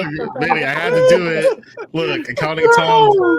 Hey, more like Vinny has. Hey, Vinny. I think that song goes better with that one girl and Steven that one day. Whoa! I don't know what you're talking about. I don't know what you're talking about. Yeah. Anybody? Of course, a semi.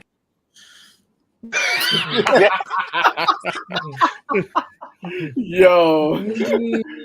There you go. I can't get enough, bro. Can't get enough. All right, Derek. Have a great night there, brother. Zoom. I disagree with you. You know what? At first I said yeah, Rideshare is easier, but now that I think about it, YouTube's easier, bro. YouTube is easier than Rideshare these days. It truly is. Yeah. I'm not saying you're gonna get paid like Rideshare, right? But Rideshare is getting so damn cheap that like on YouTube, bro. Listen, to be honest, I make between $3 and $4 a day on YouTube. That's it. But I haven't been doing nothing with it now. And when I'm doing better, and I'm actually doing that thing, I'm almost $10 a day. Right. So $10 a day is $300 a month. It's those little things that add up. But it's easier. We Zoom. It's real easy to go right here, go into your app, press go live, and just start talking shit. It's that easy. That's YouTube nowadays. Yeah. And Richie was right with his comment that he said attention is the new currency. He ain't lying. Well, Gary V said that up real years ago. Yeah.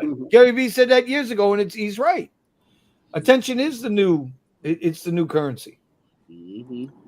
And we all feel some kind of way, like Buddha, right? There's things that Buddha talks about. I love listening to. Things Pascal talks about, you talk about, Steven talks about, Nick talks. It's all good, bro. It's all good. Danny, I don't really pay attention to Prop 22. I do believe I received some kind of payment from it, and it was really tiny. So I always look for rides that are profitable, and I won't accept rides that seem like they're a waste of my time, or they're going to be over. It's going to claim one time period for the ride, and and I think based off of the distance and the kind of traffic, I can expect that it's going to take way longer than what they're estimating, because Lyft's clock is known to do that. Underestimate how much time it's going to take to complete the ride. But I don't get those payments from Prop 22. It's just a hindrance. It gives me a glass ceiling on how much I can get paid on rides. Can I add to that? No. Or no? Can you add? You know how to add? So what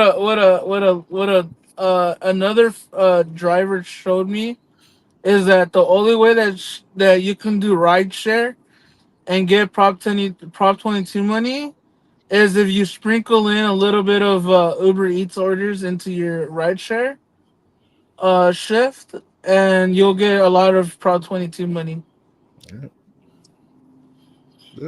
Well, If you're getting it on rides, you're not choosing properly priced rides. You're getting absolutely manhandled by the companies.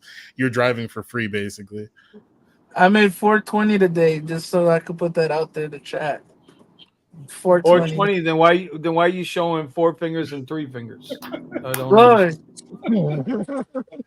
No, Wait, I the know camera. this. Oh, the camera's reversed. That's all I funny. know is if you're doing food delivery with rideshare, that's one of those points where you're like, look, I need this money today. And Well, that's by any means necessary. Hold on there. I've been during the day. I've been doing better in the recent weeks with food delivery than rideshare.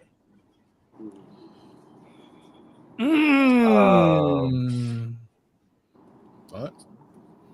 Are you doing better? Are you sure about that? Yeah. Then if I just did rideshare only, yeah. No. That's not what you. Okay. So you're saying the addition of doing food delivery has helped your bottom line. It's not that one is better than the other.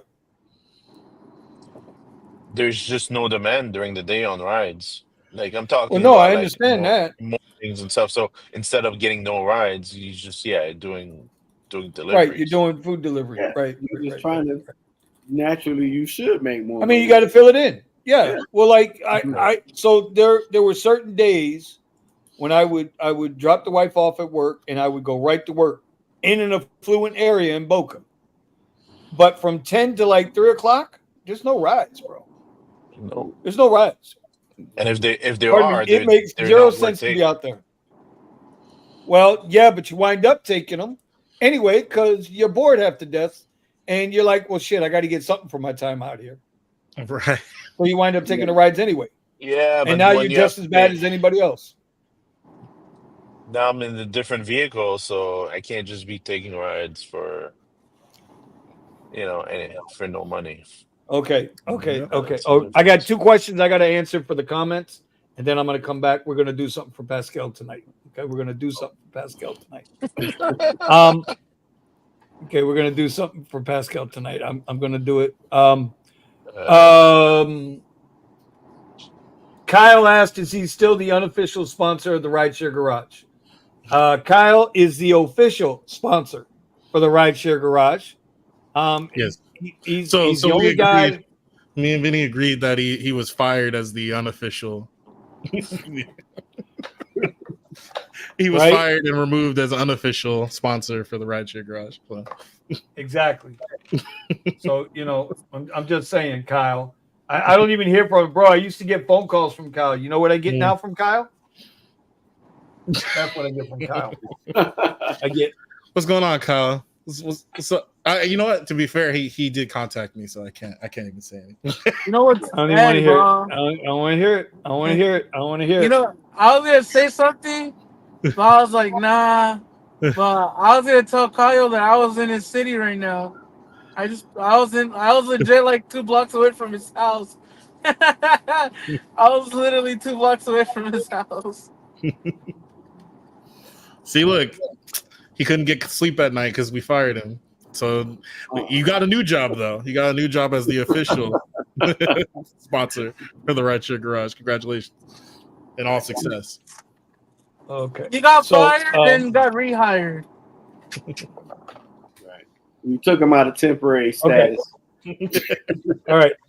So here we go, Pascal. This is for you, buddy. Oh shit! Hold on, I'm getting things. Maybe. Yeah. Actually, that's good. Let me see what's the price on the Tesla right now. In the 30s. Depends on which one you get. Ron P, how come Mario never jumps on the show? A lot of times he's working, bro. A lot of times Mario is working, and so he's usually at the Miami airport this time of night. But I'll try to get him on next week. Tonight's show was Steven's show. Steven's running the show tonight. So yes, with pointers from Vinny. Yeah. No. Do you know if he got his next week it'll be back? Thomas running the show. Yeah. Actually, you know what? Get it, Thomas, either Thomas or Pascal. Which one of y'all want to run the show next week? Oh, I'm gonna run in the ground. Yes. I'll run it in the ground. All right. So let me ask a question. This is gonna be. Would y'all be interested in doing maybe a live stream? That's got nothing to do with rideshare. Yeah. I mean, I don't see why not. We just talk about whatever, however, whatever it is that day, whatever everybody brings a topic to the table, and we just go at it. Right. Mm-hmm. I don't know. This is just something to think about. Just something to think about. I see a 2018 for $23,000. That's it's too expensive. Yeah. Too much money. I knew SB was going to jump in that. No politics. That's exactly where I'm going to politics, baby. I love politics. Yeah, 21. My politics are pretty simple. They really are simple. Leave me the fuck alone. That's my politics. That's my politics. Leave me alone. 20. That's it. When am I making a politic channel? I want to, bro. That's why I'm doing the members only channel. That's why I was supposed to do that today. I'm gonna do that tomorrow because I had a couple things I want to talk about, get off my chest. And so the membership, the reason why I'm putting those members only is because they are raw. It is uncensored. It's not for everybody. I'm not for everybody. I get 2 or 3 people that automatically dislike any video I put out. It's okay. And they're still following you?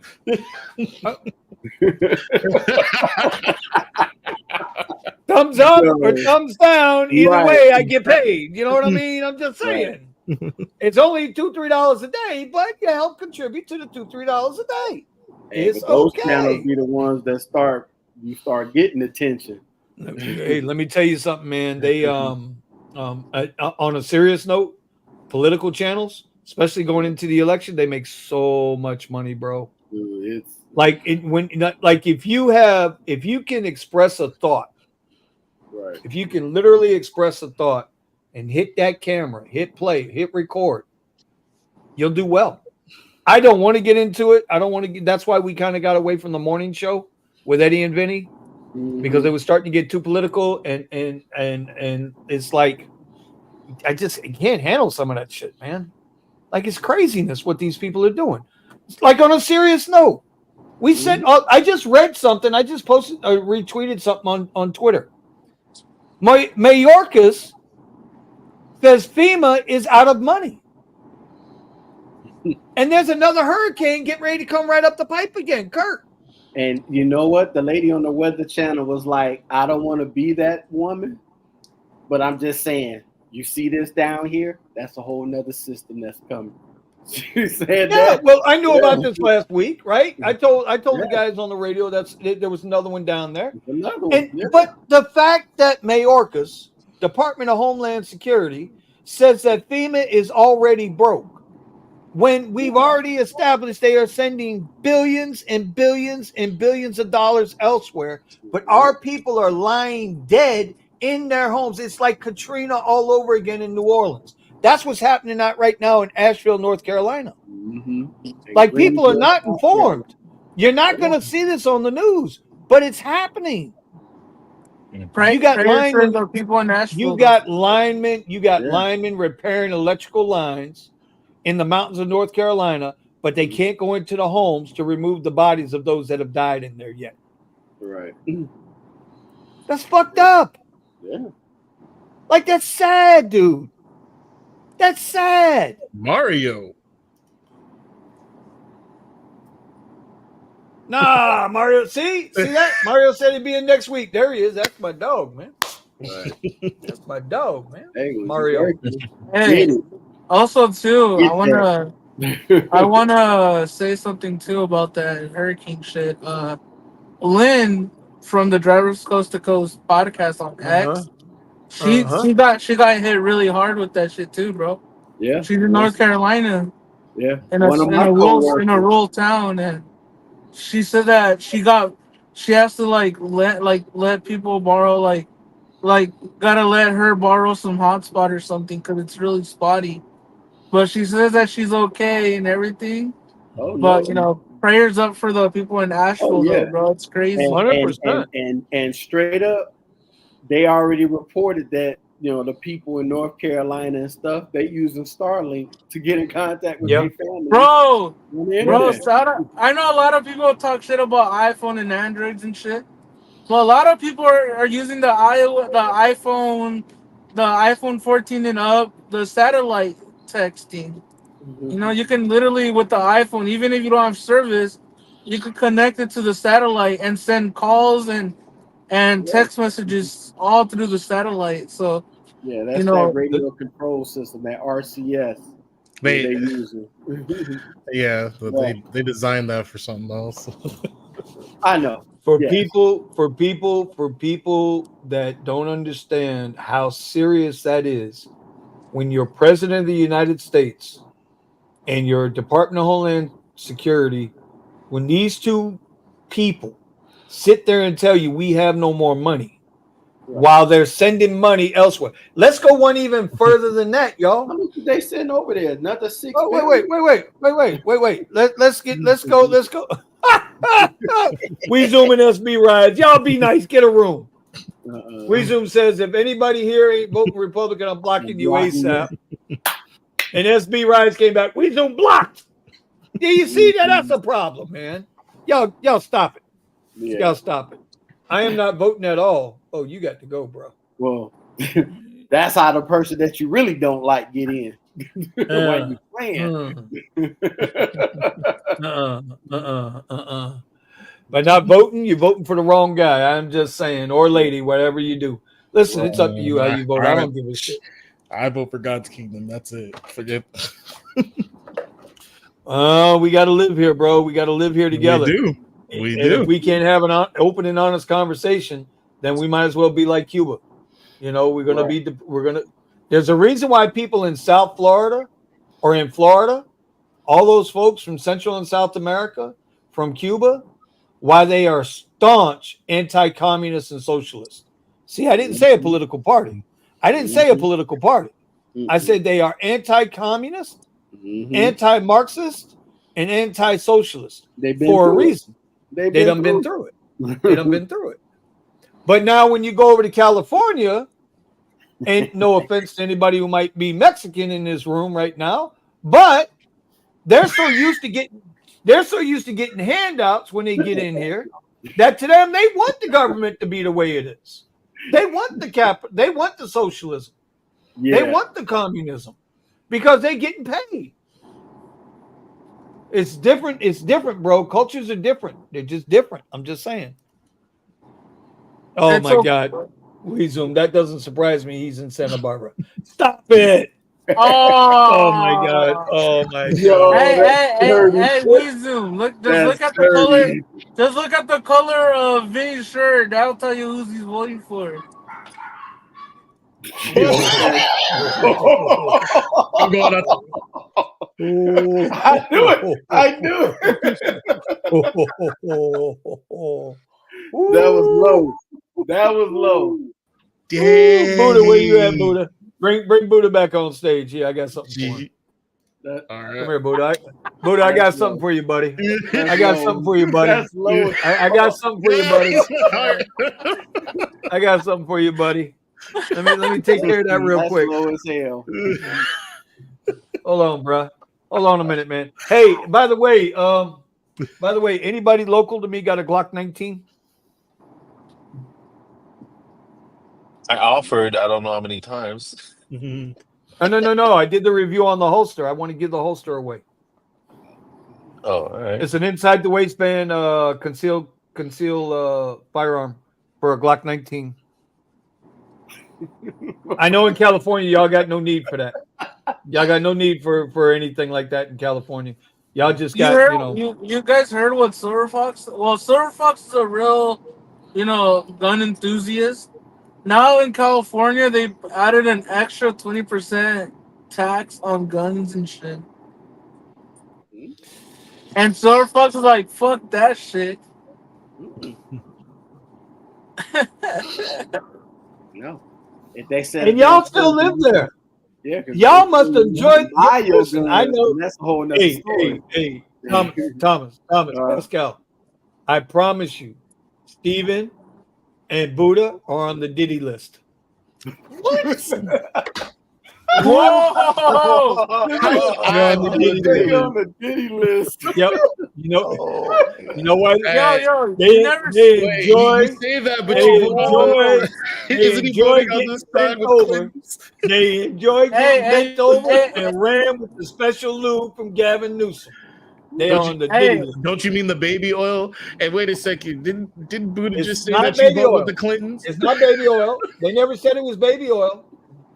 They No, never said it was baby oil. I'm saying baby oil because that was what was found inside of Diddy's house. Listen, It was something else. I heard it was special sauce. Bro, you guys No haven't lettuce, seen the no memes? No. Special sauce, no lettuce, no cheese. But y'all out there in California, y'all get Diddy, man. Every day. He says, Y'all like get he Diddy said. every day. Hey, I'm just saying, bro. Not gonna I'm just lie, saying. bro. You seen the memes and shit? Have you seen the memes of the Diddy shit where it's like the Johnson and Johnson like in the corporate table, like pissed the fuck off that Diddy's not gonna send them their weekly check? No, with the not the baby oil, but with the boiled eggs. Boiled eggs. Boiled eggs. Yeah. What the hell? What the hell was he doing with boiled eggs? Oh, the boiled eggs was a symbolism to show if the egg went in your butthole and it didn't break. Whoa! You were Off ready. the rails! Off the rails! Yeah. No Diddy! That was the boiled. I'm surprised I ain't hear about the boiled eggs. Wow. And to be honest with you, I kind of think the whole Diddy thing is a cover up for some other shit that they're doing. Oh yeah, for sure. You know, listen. I can give a fuck less about Diddy. I want to know who the people on Epstein's list is. Right. I just do. I want to know who. I want to know the Epstein list, man. He got presidents, some of the Kennedy family on that bitch. You know, on that bitch. I mean, I'm always up for a good conspiracy theory, Right. but I believe this one to be true, man. They used the Epstein Island to entrap people, just like Diddy used whatever he was doing, the freak offs, to entrap people. You know, it's to leverage them. Yo, here's a conspiracy theory. Do you think White Chicks was based off of a Diddy party? White Chicks? Yeah, because you know at the end, it was like an all white party, but it's like, like if you're clicked in, you could be clicked in, but if you're not clicked in, you're not supposed to be there. That's basically that was a page out of Diddy's. That was a page out of Diddy's actual one of his parties. They have like, I think in Florida they have the all white parties. Some famous We do guy have has all an white parties. Yeah, we have all white parties down here. Yeah.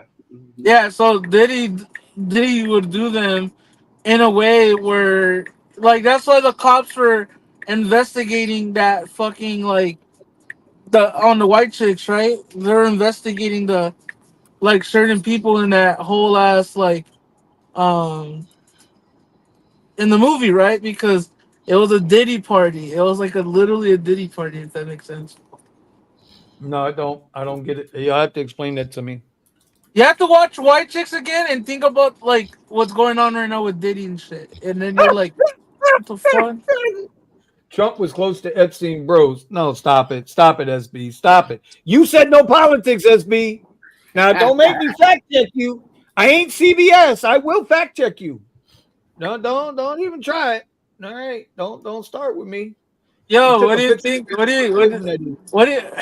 you think about the debate yesterday? Oh, JD Vance wiped his ass. Walls is that crazy ass uncle that you put his ass in a retirement home real quick. Because he misspeaks too much. Tell him again. Tell him again, Accountant John. He misspeaks too much. In other words, he lies way too much. He way too much. Didn't Vance lie? Didn't Vance lie else as well, or no? No. Apparently, but anyway, apparently Vance lied about his upbringing too. I'm about to get a ride. We about to go. It's 11. It's that time. I'm down to 25 in the time. Oh no, it's politics. I may have to leave. No, don't leave us, Queen Brown. Right. Yo, Lynn. Well, listen. Well, you know what? If everybody will hang for this, y'all do know that Rideshare is heavily involved in politics, right? Y'all do know Uber and Lyft are heavily, and DoorDash, and all these companies are heavily involved in politics, right? I don't know if any of y'all in the group chat in the text know that. Kamala's brother-in-law is the number one legal eagle for Uber. Kamala Harris's brother-in-law, Tony West, is the number one legal eagle for Uber. He took a leave of absence to go help politic for Kamala Harris. I'm just saying, I know y'all are smart in the chat. I want you to do me a favor and add 1 and 1. Okay? 1 and 1. Okay? Last time I checked, it still makes 2. I don't care what Common Core math they teach you. 1 and 1 still makes 2, right? Okay. If the number one legal eagle is politicking for his sister-in-law, which he has the right to do, but he's also working for Uber that's screwing over everybody in these mostly Democrat-run states and cities, i.e. Chicago, New York, Minnesota, Boston, California. What does that tell you? I don't know. It tells me that Uber and Lyft want Democrats in office because they can get more done for their companies. It's like they preach socialism and wokeness to you, but yet they're all about the capitalism to squeeze as much out of you as they can. Democrats been doing this since they created the KKK. I'm not being political. This is Rideshare content. Queen Brown, this is Rideshare content. No, the people that we work with, that we subcontract out from, are not our friends. That's all I'm saying. Yep. Y'all can speak on that or not speak on that. That's not political. That's honesty. Anyway, opportunity economy. And I believe that, Antonio, it is opportunity economy. We got to get paid any way we can. And make your money. Okay. I just okay, Queen Brown. Just make sure you understand what I'm talking about. Okay. 1 and 1 still make 2. Right. I'm just saying. See, now I want to get into it. Hey, but you know what where you can get into it? In the after show. Discord. All right. Let me I'll go ahead and put up the link for everybody because I didn't have Discord open but we can go ahead and close up the. Hold on. Oh, wait. Mr. Gambit says, but remember, Vinny, those conservative states keep those wages low to keep the people poor. Poor-only states like New York and LA know how to make money and keep the game going. I'll say this to you, Mr. Gambit. I'm not going to say you're wrong. I'm not going to say you're right. I'm going to say wages are relative to taxes. Wages will always be relative to the amount of taxes that are put upon the people that they have to pay. We don't have to pay the same taxes you pay in California. So therefore, we don't need to make the same wages. Right. We don't have to pay the same taxes they pay in New York. So we don't have to make the same wages. That shit is relative, bro. It's basic economy. It's basic economics. It's basic economics. So we got to keep it fair. Florida's minimum wage went up to $13 as of Saturday. So that's the state minimum wage. California had a $4 minimum wage raise from January to April. I think minimum wage right now in California is $15 an hour. I get it, and I'm not trying to. I don't want to be argumentative about it. We can have a conversation. Now I am going to Discord, even though I wanted to go to bed. Now I'm going to go to Discord. You know, but we got to keep it real. We got to keep it honest. Yeah. Right? Wages will always be relative to the amount of taxes that are levied against the people that live in that city or state. We don't pay a lot of taxes unless you own a because house. we've already established what does New York. What's the difference between New York and Florida? New York don't make shit either. What does New York make? Nothing. But what does New York have? And they're losing slowly. They're the financial capital of the world. All that shit coming here. All that shit is coming down here, bro. So I'm just saying, we got to keep it honest, right? Mr. Gambit, you pay what? How much? Who drive? Oh shit, we ain't got nobody on the board that buys gasoline. How much is a gallon of gas out there right now? America. About $3 in Florida. Yeah, but what's in California? It's anywhere from $4.79. From $4.79 is a regular up to $5.10 premium. $4.79 for a regular gallon of gasoline, unleaded gallon gasoline. $3 down here, right? You know what that extra $1.79 is, right? It's all taxes. Yeah, it's gas tax. It's the same gasoline, bro. Yeah. And now EV drivers out there in California are going to start getting banged out. What is it? 3 cents a mile for every mile you drive on the EVs. They pushed you in the EVs, and now they're trying to tell you we're going to bang you over the head for having the EV. If we allow you to charge, because we might not let you charge. Well, fun fact: it's 3 cents for everybody in California, regardless of EV or not. Which is okay. It's crazy shit. 3 cents a mile, bro.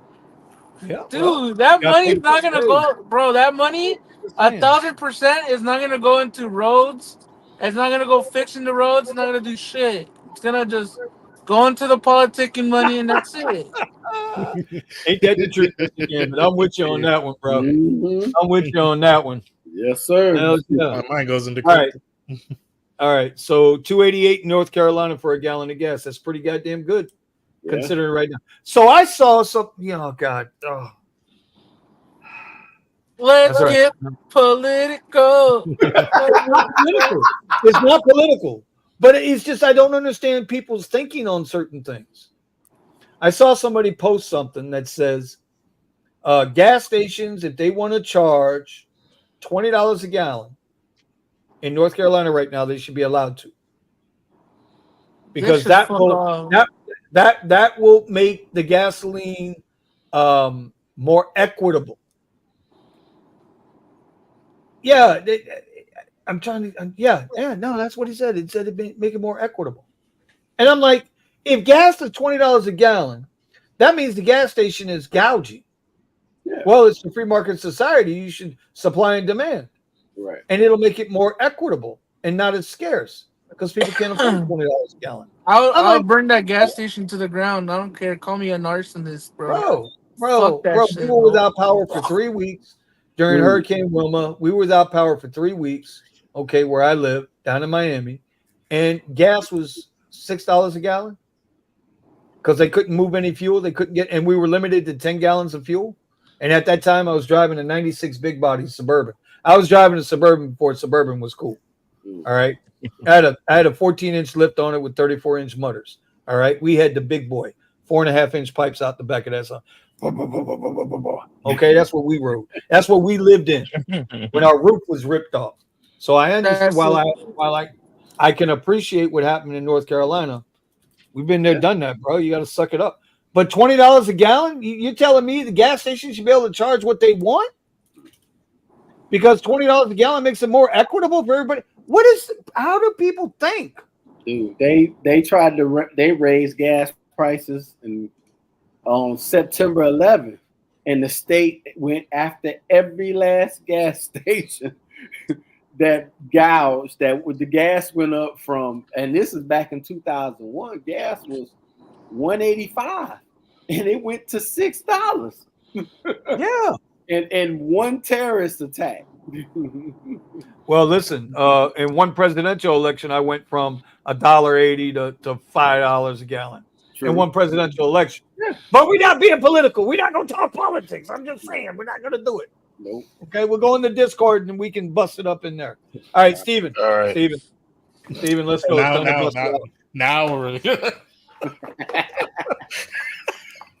it's your fault. Yeah,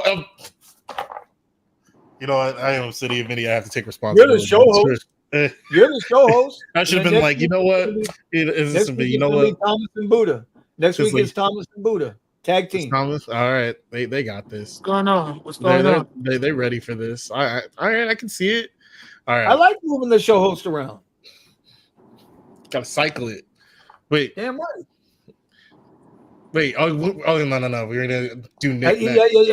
We're gonna go for Nick next or Pascal. What's that? So we doing Nick next or Pascal? I think. Look, Pascal's ready to go. Look at Pascal's supposed to be on a ride. Right. He's gonna tell the passengers to shut up. He's in the middle of a show. Yeah, I've been on the ride for the whole show. Like I'm on full self driving right now. He's just like chilling. He's like...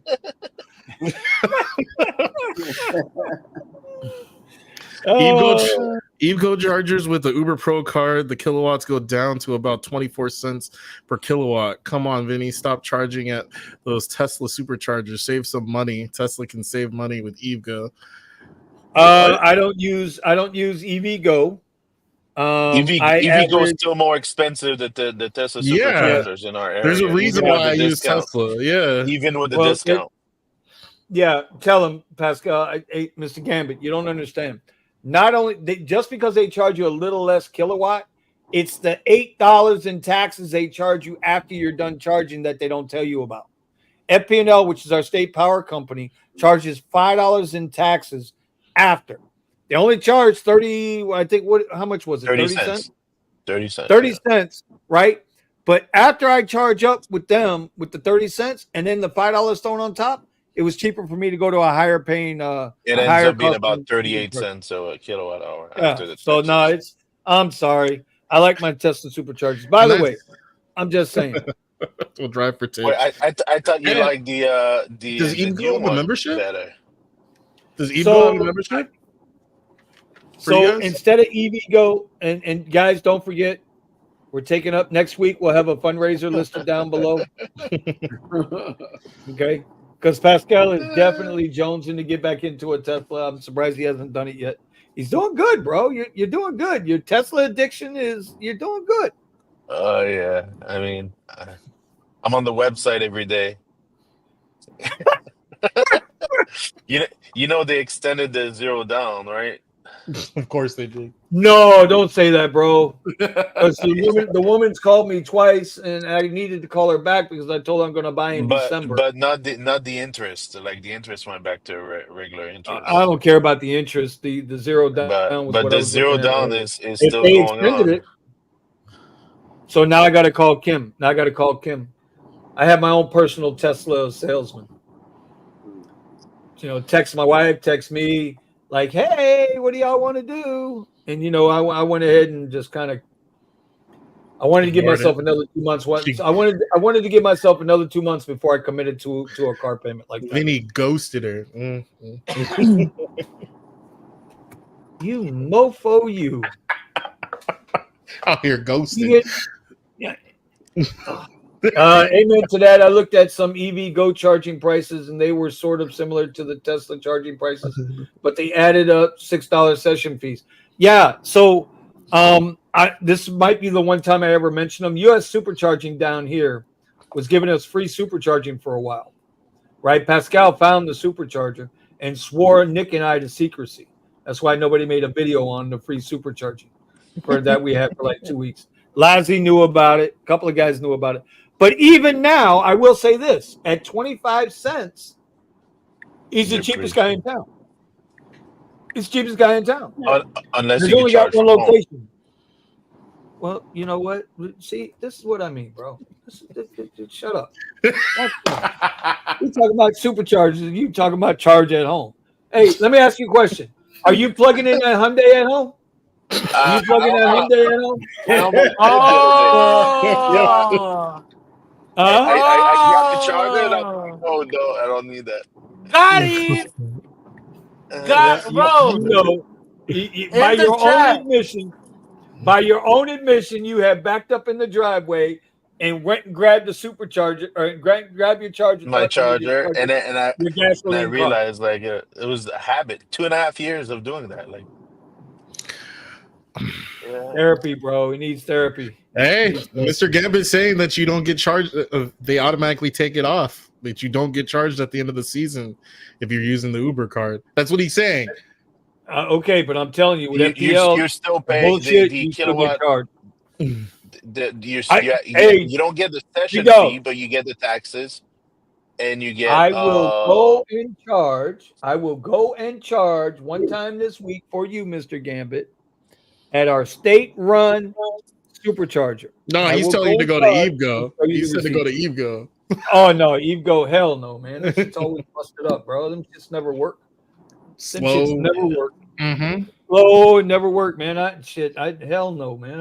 I'd rather run an extension cord out the house. I'd rather run an extension cord out the house. That's what I do. I know somebody who does that. I wouldn't know anything about that. All right. So anyway, Steven. There was I have hit those chargers, the level 2 chargers over at the library, by the way. Those things, and like you said, Pascal, free. That was nice. All right, so we're gonna close out the show. We're gonna be going into the after show, into the Discord, which I did drop the link for. I'll drop it one last time. We're not gonna close out with ending arguments because you guys already went into a whole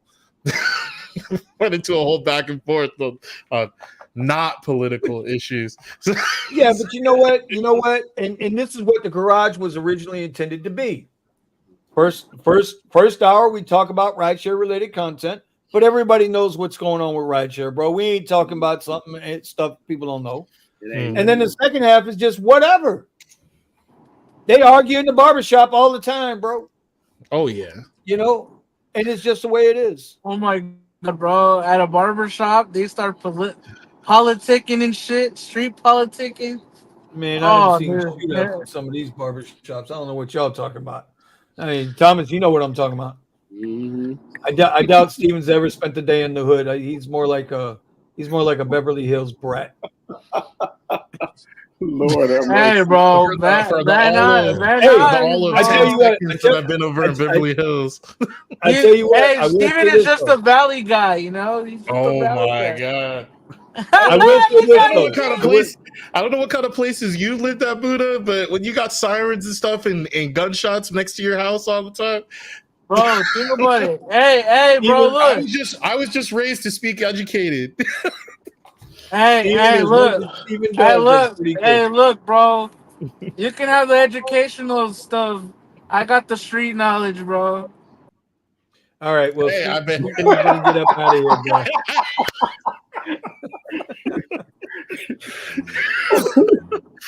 All right, but we are going to get up out of here. We're going to go ahead and head over into the Discord. See you guys there if you do come. And as WeZoom said, take care of your health. As Weezoom said, take care of your health, and we will see you guys in the next live next Wednesday. Pow! Turn it down. Turn down for what? I forgot I'm driving.